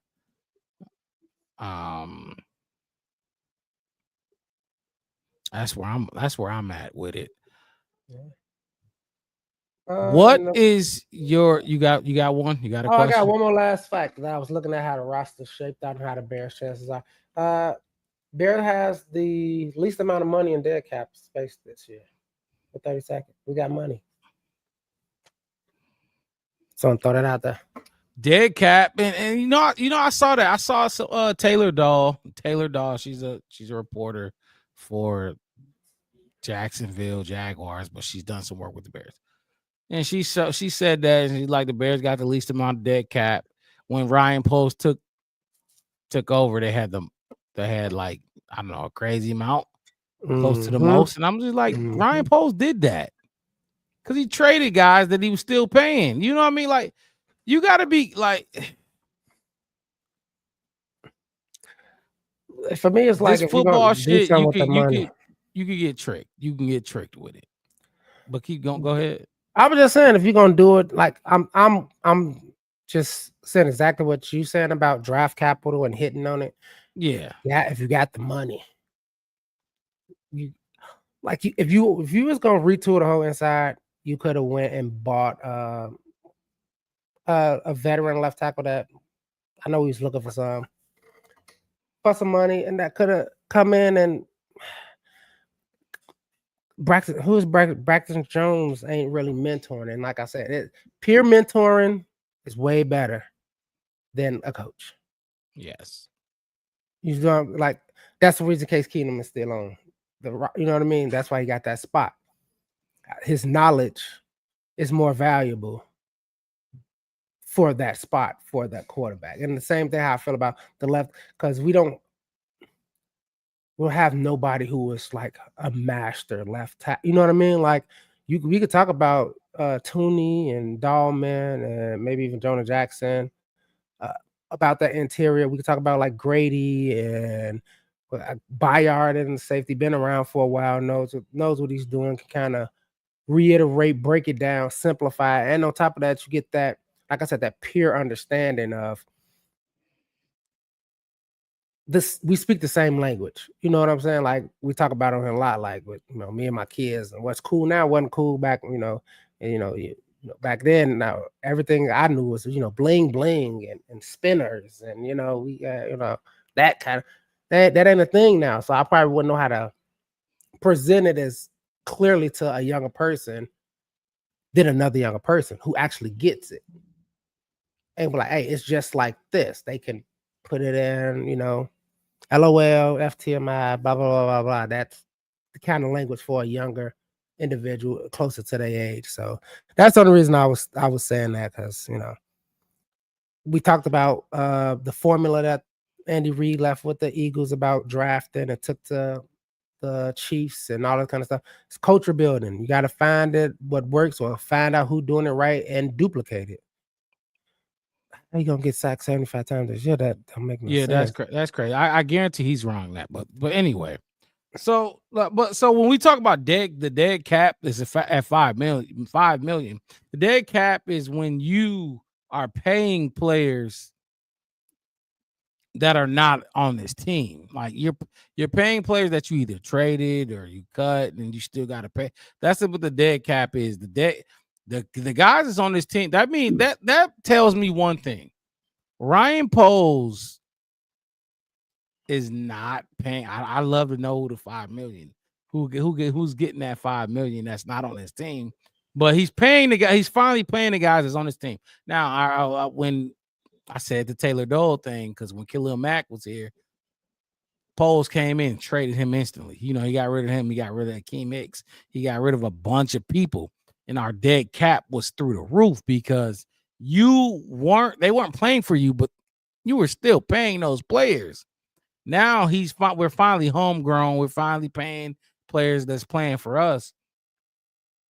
And I mean, I don't know. That's fine.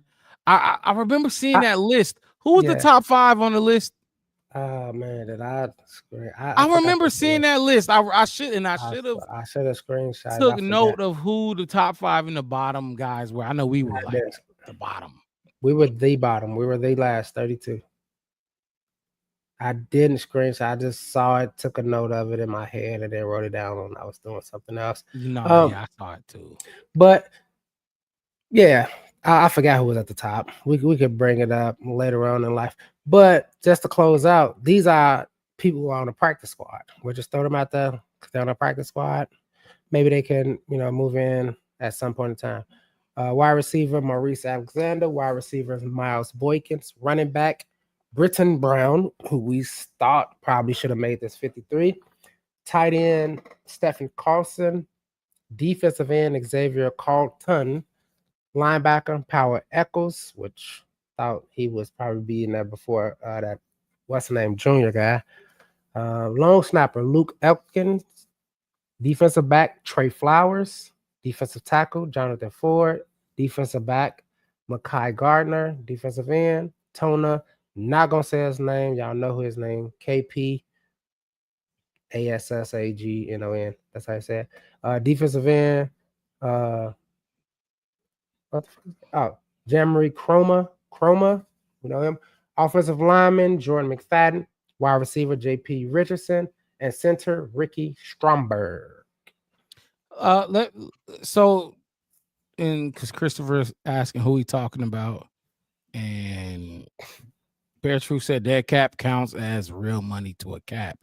If dead cap gives it a label, yes, dead cap counts as money towards the cap, but those players are not playing for your team at that moment. So, but you still have to pay them, and because you still have to pay them, it counts towards your cap.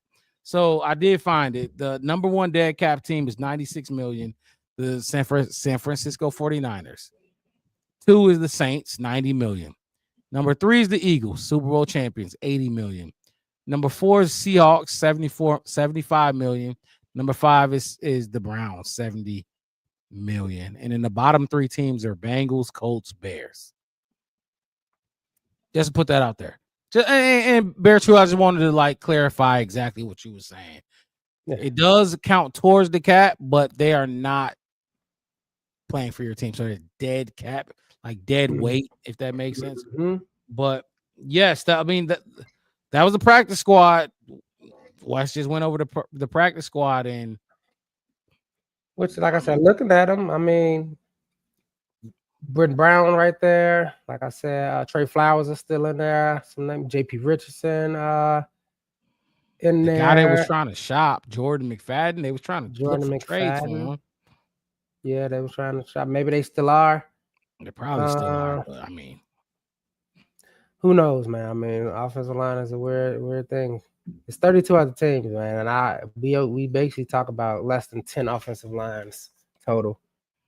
And it's like the top 3 and like it's like the top 5 and the 5 worst ones. We don't never talk about the 20 in the middle. yeah, but with offensive linemen, it's like teams aren't moving good offensive linemen. You're keeping the good ones. You're not letting them go. If they're good, it's hard to come across good offensive linemen. If they're good, you're keeping them. But like I said, Chroma, they was trying to showed trade flashes him. before. Like I remember him. We had him last year. I don't know why I thought his name was Jamar, but it's Jamry or Jamray. He's on the practice squad. He showed, like I said, he showed some spark. As far as like defensive backs go, Trey Flowers is he's a name. And J.P. Richardson, as far as wide receivers go. If you have to put Jade into a mainly special teams role because they not getting it, and you want to add another wide receiver and shuffle some cards in the deck, like you said, one-on-ones, he was shaking guys, so that could be good. Yeah. It's the practice squad, so teams can steal players off your practice squad anytime they see fit. And they ain't got an answer to you. If they on your practice squad, they up for grabs. So it's true.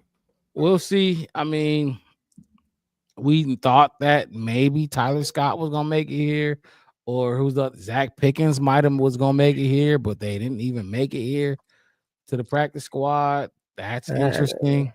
That's interesting. Like honestly, I didn't think Tyler Scott was probably gonna make the practice squad either. To be honest, I mean, it's Ryan Poles draft pick. He takes care of his draft picks, and they didn't. That's the only thing I'm basing off. Ryan Poles takes care of his draft picks. We saw that with Velus. Velus was here for well beyond his years and his months, because he was fucking for 24 of them. His months. That's crazy. But yeah, that's the roster in a nutshell. Hope we'll see if some things shake out. I don't know. We'll see. JP is our return man. Okay. He'd have to get moved up, and somebody got to get moved out. That's simple when you on the practice squad. I got a question for you. Okay. I need, and then we'll wrap this up. I need, from what you've seen from this roster, 53 man, what is your biggest concern? I don't know. I mean, I don't want to run a circle. Offense or defense or both? Because I got one for both. Just talking about, like I said, just talking about roster. I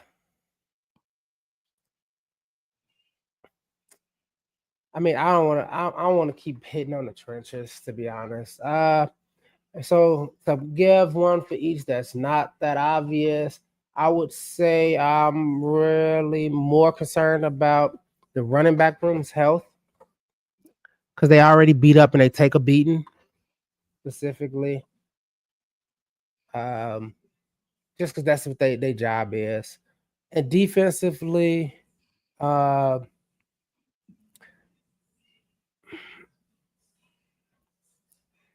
gotta go with this. I mean, the secondaries, not even necessarily the secondary, the cornerbacks health.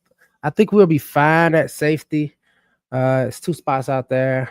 Obviously, I think Kevin Byard is going to be strong. He's done this. He knows how to stay on the field. So So I ain't really worried about that rotation of those three between Brisker and O and Hicks. So yeah, I would say just the health of those cornerbacks. And like I said, I mean, I could easily say left tackle and edge, but I mean, you want to spend 3 hours study saying that over and over again? Let's be more intuitive.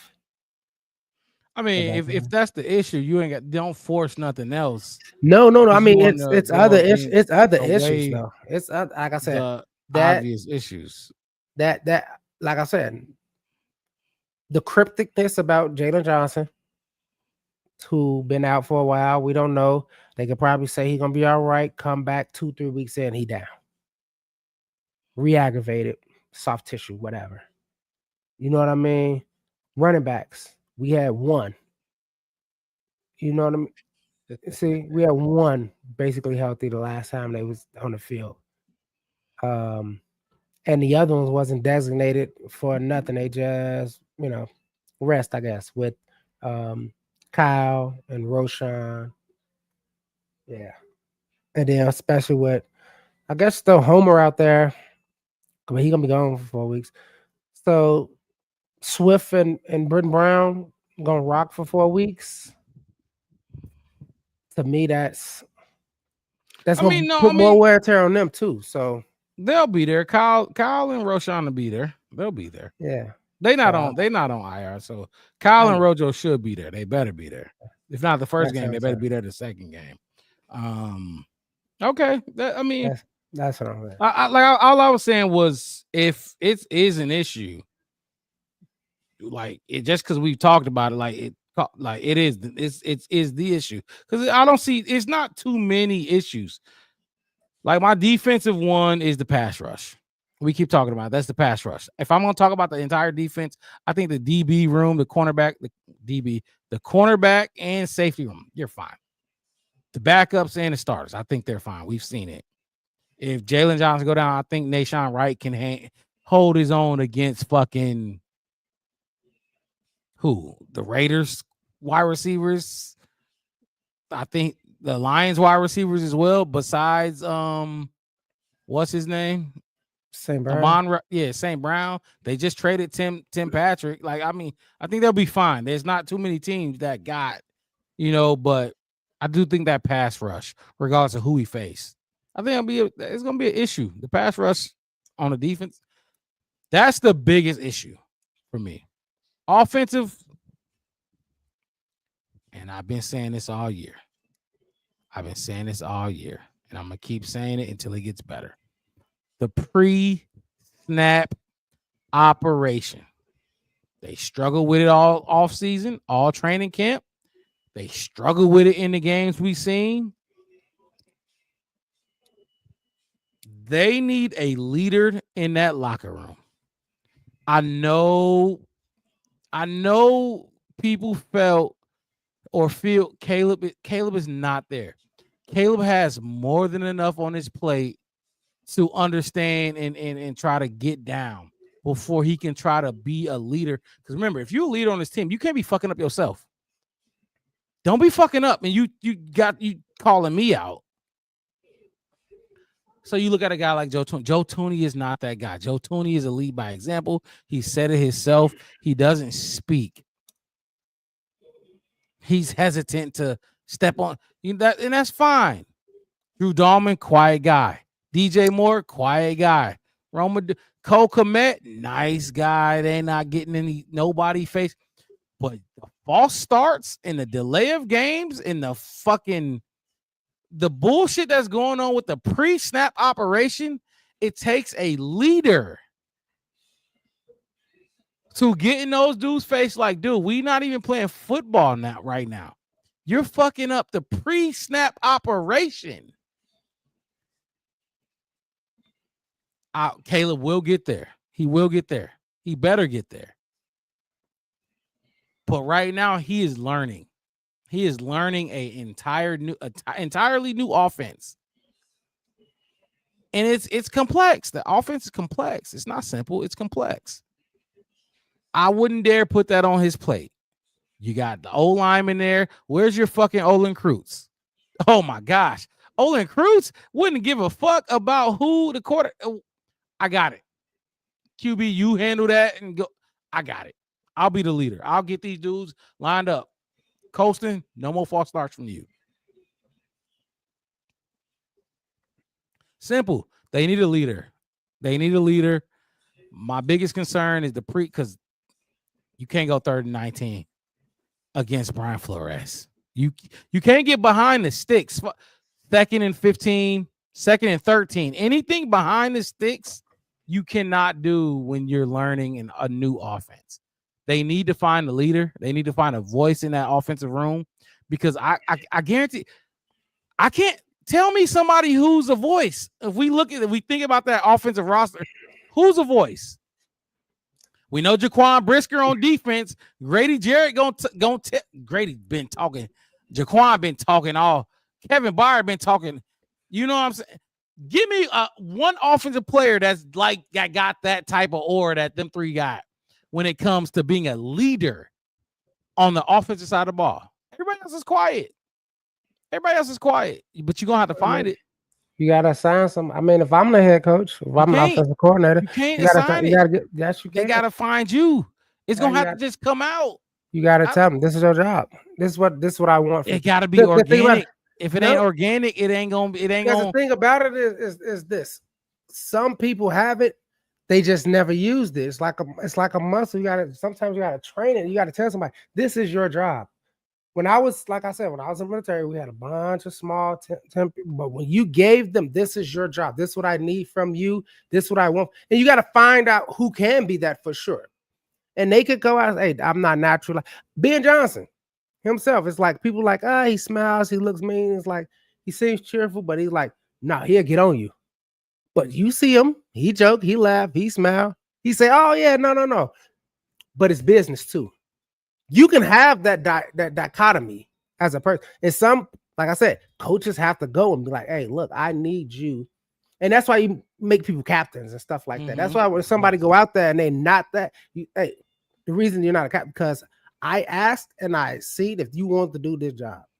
When I was in Marine Corps, we had like these positions called like quality assurance, collateral duty inspectors, these billets as they call them. You had a title. They got it. You know what I'm saying? Keep going. Like quality assurance inspectors, all this quality assurance guys. You had training guys, safety guys, and they would ask people, "Hey, you want to do this? You want to do that?"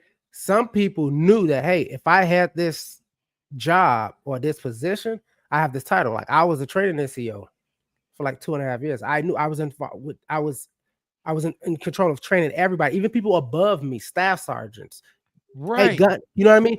They not didn't related to now, what we got on this roster. Now listen, who is that? I wasn't the first choice. They asked people who had a bit more experience, more higher rank. I don't want to do that. That ain't me. Like, I don't do that. You want to do it? You want to do it? You want to do it? I'll do it. You sure? Yeah, I'll do it. All right. You gonna have to be. Who is putting their hand up? No, my whole thing is people don't have to put their hand up. You go and you go find one of them. You task them with that. And somebody is going to, this is how I stand out. This is how not only do I stand out on the Bears roster in the locker room or on this, when I go out on the field and they see that stuff, Jade, Luther Burton. No, it ain't gonna, it can't be them. It gotta be on that starting 11. Wes, what are we talking? You can't be on the bench talking about this and that and the third. It got to be on that starting 11. And you know this. What are we like? It can't be like I'm saying. Overall in practice, absolutely. To get everybody to run up to, but in that huddle, when Ben Johnson's 15 seconds, when it hit 15 seconds, this is how you which one of those 11 gonna keep them from fucking? Now, this is why I'm saying that.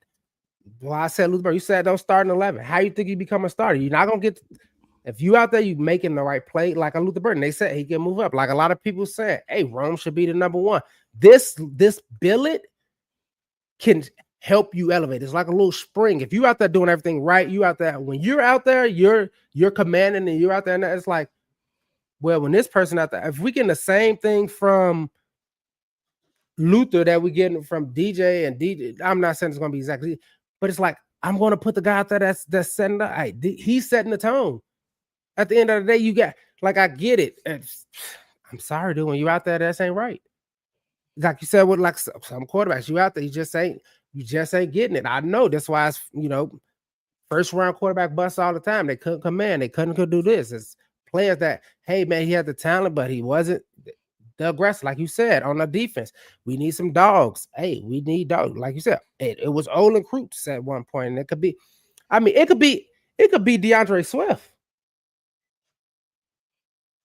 Yeah, it could be. You see what I'm saying? Like, he's hey, look, 11. Hey, but what my Ben point Johnson is go right through him now, and say there is not one because we keep seeing these same pre-snap issues. Like we should be like, can we talk about something other than well, at least me. That's all I see is pre-snap. Who is the leader that's gonna get them on point? Because I see it on defense. I can name 3 or 4 guys on defense.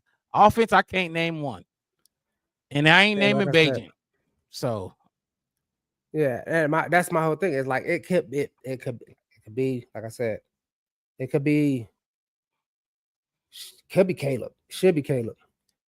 Not right now. It should be. Caleb got enough on his plate. He has Caleb has way too much on his plate to be worrying about somebody else on this goddamn 11-man offense. Why don't we see that? Like Caleb, it's not gonna be Caleb. Not right now. It ain't gonna be Caleb. And that should be a simple, like, he's the quarterback. Let him master the offense first, and then he'll start spreading it. He can't. He don't even know the offense. How can he master it? Start, like Swift know him. No. Hopefully Swift knows it. Like Swift is a quiet dude. You've seen Swift in his press conferences. They don't talk. That's fine. The press conference is fine, but you can be out there. You can be fired up on the field and be in the press conference like, yeah, that's this. You don't have to be banging on tables in front of the media to be fired up on the field. So you think that's happening outside? Do you think that's happening outside the media? Because it ain't happening. I can guarantee you it's not happening. And my whole thing is this: if I'm the coach, if I'm watching, I'm saying, all right, cool. I need take charge guy. This is what you're going. They have to want it. You can't just point somebody out. It has to be in you. No, it don't. That's what I'm saying. I'm saying that's false. If they don't want to do it, that's fine. That's fine. That's fine. But you don't think Tyler Scott would have did it to keep his spot on his roster? Tyler Scott would have been fucking yelling at everybody if it meant he gonna save his spot on the roster. It has to be in you. You have to. These dudes, I'm telling you, Wes. They have to see you, watch you, see it in your face, watch you do it on the field, and be like, yes, absolutely, everything he said, yes. And that's why I say pinpoint somebody. That's why when coaches pinpoint. That's why when coaches don't allow the team to pick their captains, I think it's kind of fool because it's like, what are you doing? The team going like, and that's what I'm saying. You could have it's a bunch of ways to find a guy. The coach don't have to go pick him. He can say, hey, who is this? Because the team know him. They don't have to be like this loud. Hey, Tooney's the guy. That's what I'm gonna vote for. Have a poll, have them vote. Top 5. You put them all out there, you get the highest voted candidates, and you put it to them. This is it. This is your job. This is what you're going to do. This is a part of being a starter. That's what it is. You get somebody like a Luther Burton, who I'm saying whose ceiling is high, who's going to get out there, who everybody said is going to show up. Okay, cool. When I'm on the field, I'm going to be out there. I'm going to be out there learning every other, like they said, they learn every other position, other places. The same thing with Swift. Like, dude. I know the politics and all that kind of stuff, but business side apart from it and just football, hey, if you want to be out there, you gotta be out there. You gotta be ready. And like I said, you can't just cut Caleb out of the conversation because he has to learn the offense. He has to be held in that same regard. Hey, dude, we need you to be doing this too. Well, in reality, he ain't there yet. I mean, because that's the only thing I see that's consistent with the offense. Every time I see the offense or hear about the offense, all I hear is pre-snap penalties, pre-snap mistakes, pre-snap. That's the only thing I see. And it's like, okay, so who's the, you know what I'm saying? Like, it's like, I wish I was hearing Caleb was not, I don't wish, but it's not like we hearing Caleb throwing picks. Caleb, every practice, Caleb doing it. Every part we hear is they did this, they did that, but they had a false start here, they had a false start there, they had a delay game here, they had a delay game there. And in my opinion, from what I've been hearing, that is the most consistent mistake I've been hearing from this offense. Everybody gonna make mistakes. The offense gonna make mistakes, but the most consistent mistake, and Ben Johnson just talked about it. He was very, very disappointed that they came out in that Chiefs game like that. He was, you could hear it in his voice. He was so that he thought for sure they coached that shit out of them. And then you get on the big stage against the Chiefs. You don't think he want to beef his chest up a little bit? I don't give a fuck if it's preseason or not. It's against the Chiefs. I want to have my boys right. Y'all couldn't wait to see back. Y'all saw Caleb against the Bills. Wait till y'all see him against the dynasty Chiefs. And they came out there, you fumbled and you go false start and it. I'm telling you, it has to get better. It has to get better. That's my biggest concern with this offense. Biggest concern. All I'm saying is, you could designate somebody. You can have the team vote, whatever, and you could put that. But they have captains. You don't think they got captains? Yeah. But look at we questioned the captains. We questioned who was the captains last season. Like that, those was not player pick captains. But they have them now. They have the captains now, and they still doing the same shit. Now, I did hear Jonah Jackson stepped up at one point and made a little hoorah, whatever the fuck he did. Hopefully, it turns out to be something. Maybe he the guy. Maybe he the one. He had a little spark. Maybe that's the one they vote on. Hopefully, they vote to. Somebody said, "Okay, this is beyond me," but it can't keep happening. Before you play football, the before football can't keep being fucked up before you play football. That's all I'm saying. That's my biggest concern with the offense. I understand now. Like I said, if you can't find it, designate. That's your job. That's you. You know, even that second or third string guy to hype up that whole offense. He is, you know, a rotational defensive end, but you see him in the middle. I go ahead hype it before the game. He the one hyping him up.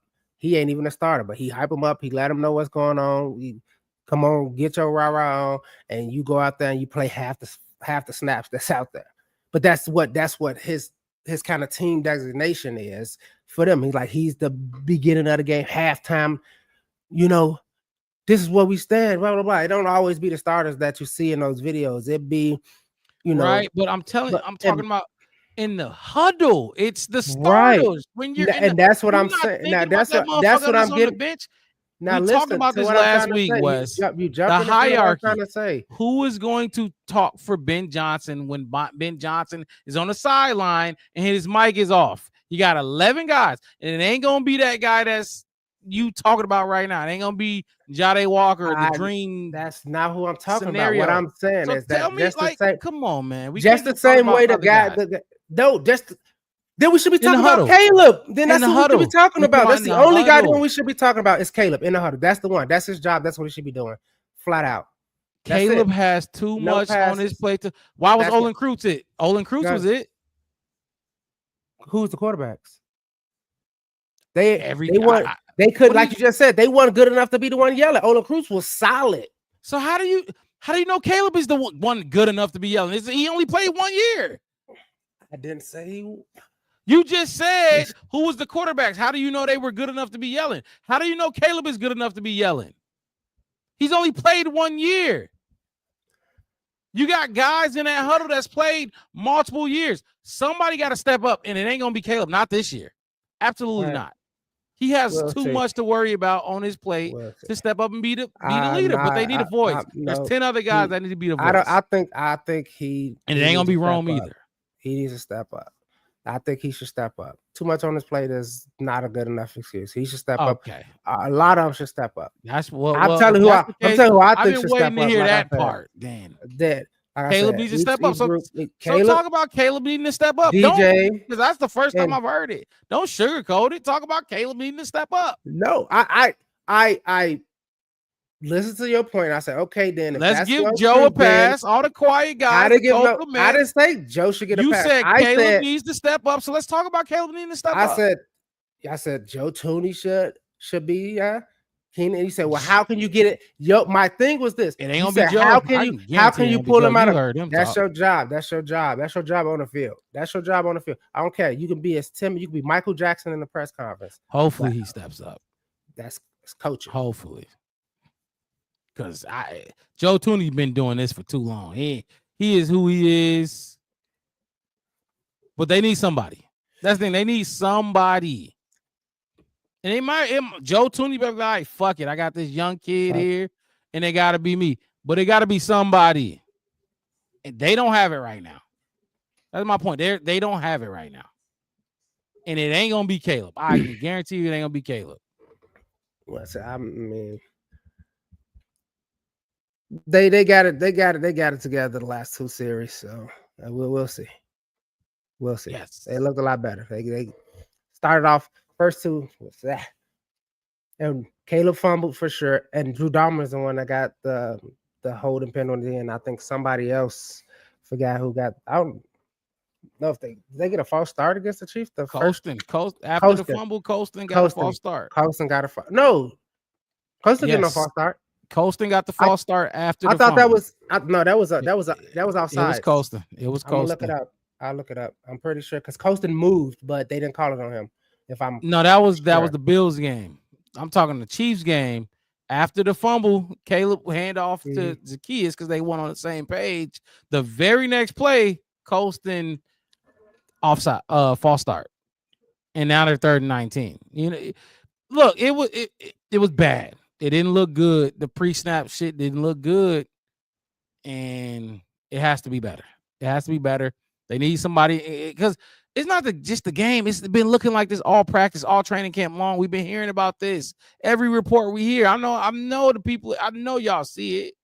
Everybody in the chat been listening. Who else do we get our info from? Everybody that's watching practice. They got to get better at that. We can't have false starts. I'm telling you, we can't have false starts against the fucking blitzing ass Brian Flores. Let's find a leader. Find a leader. Hopefully, Jonah Jackson can become something. But that's my biggest concern with the offense. That's all. Biggest concern with the offense was the pre-snap operation, no lead and having no leader, and then the defense, obviously edge rush, obviously pass rush. So. Yeah, that's all I got. I was. What is Bear Truth saying? He said you find high Q workers who can understand accountability. That's who you go. This is your job.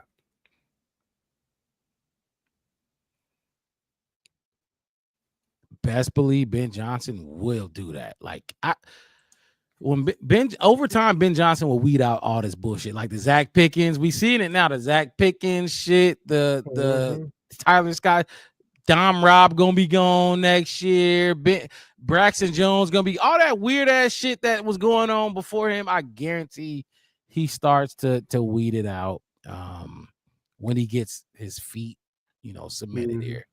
He said then bring him in. Again, road to 500. We got 206 of y'all, 206 plus of y'all in the chat between the 3 platforms, Facebook, YouTube, and Twitter. Hit the like button. Subscribe to the channel. We on the road to 500. I think last time I checked was at about 424, 425. We need about 75 more, y'all. If you watching on Facebook or Twitter, head over to YouTube, the Black Bear Podcast. One word, no spaces. Subscribe to the channel. We go live twice a week, Wednesday nights and Sunday nights during the off season. And as these games start rolling in, we do post-game shows after each and every game. I'm your host, Mark Rob. My co-host, Chef Wes, to the right of me. It don't take nothing to hit that subscribe button, man. Y'all have a good rest of y'all night. Wes, any last word? No, we out. Have a good rest of Take y'all 2 night. of 'em. We will not be live this Sunday, but we will see y'all next Wednesday. It's go time, Monday. baby. No Monday. Monday post game.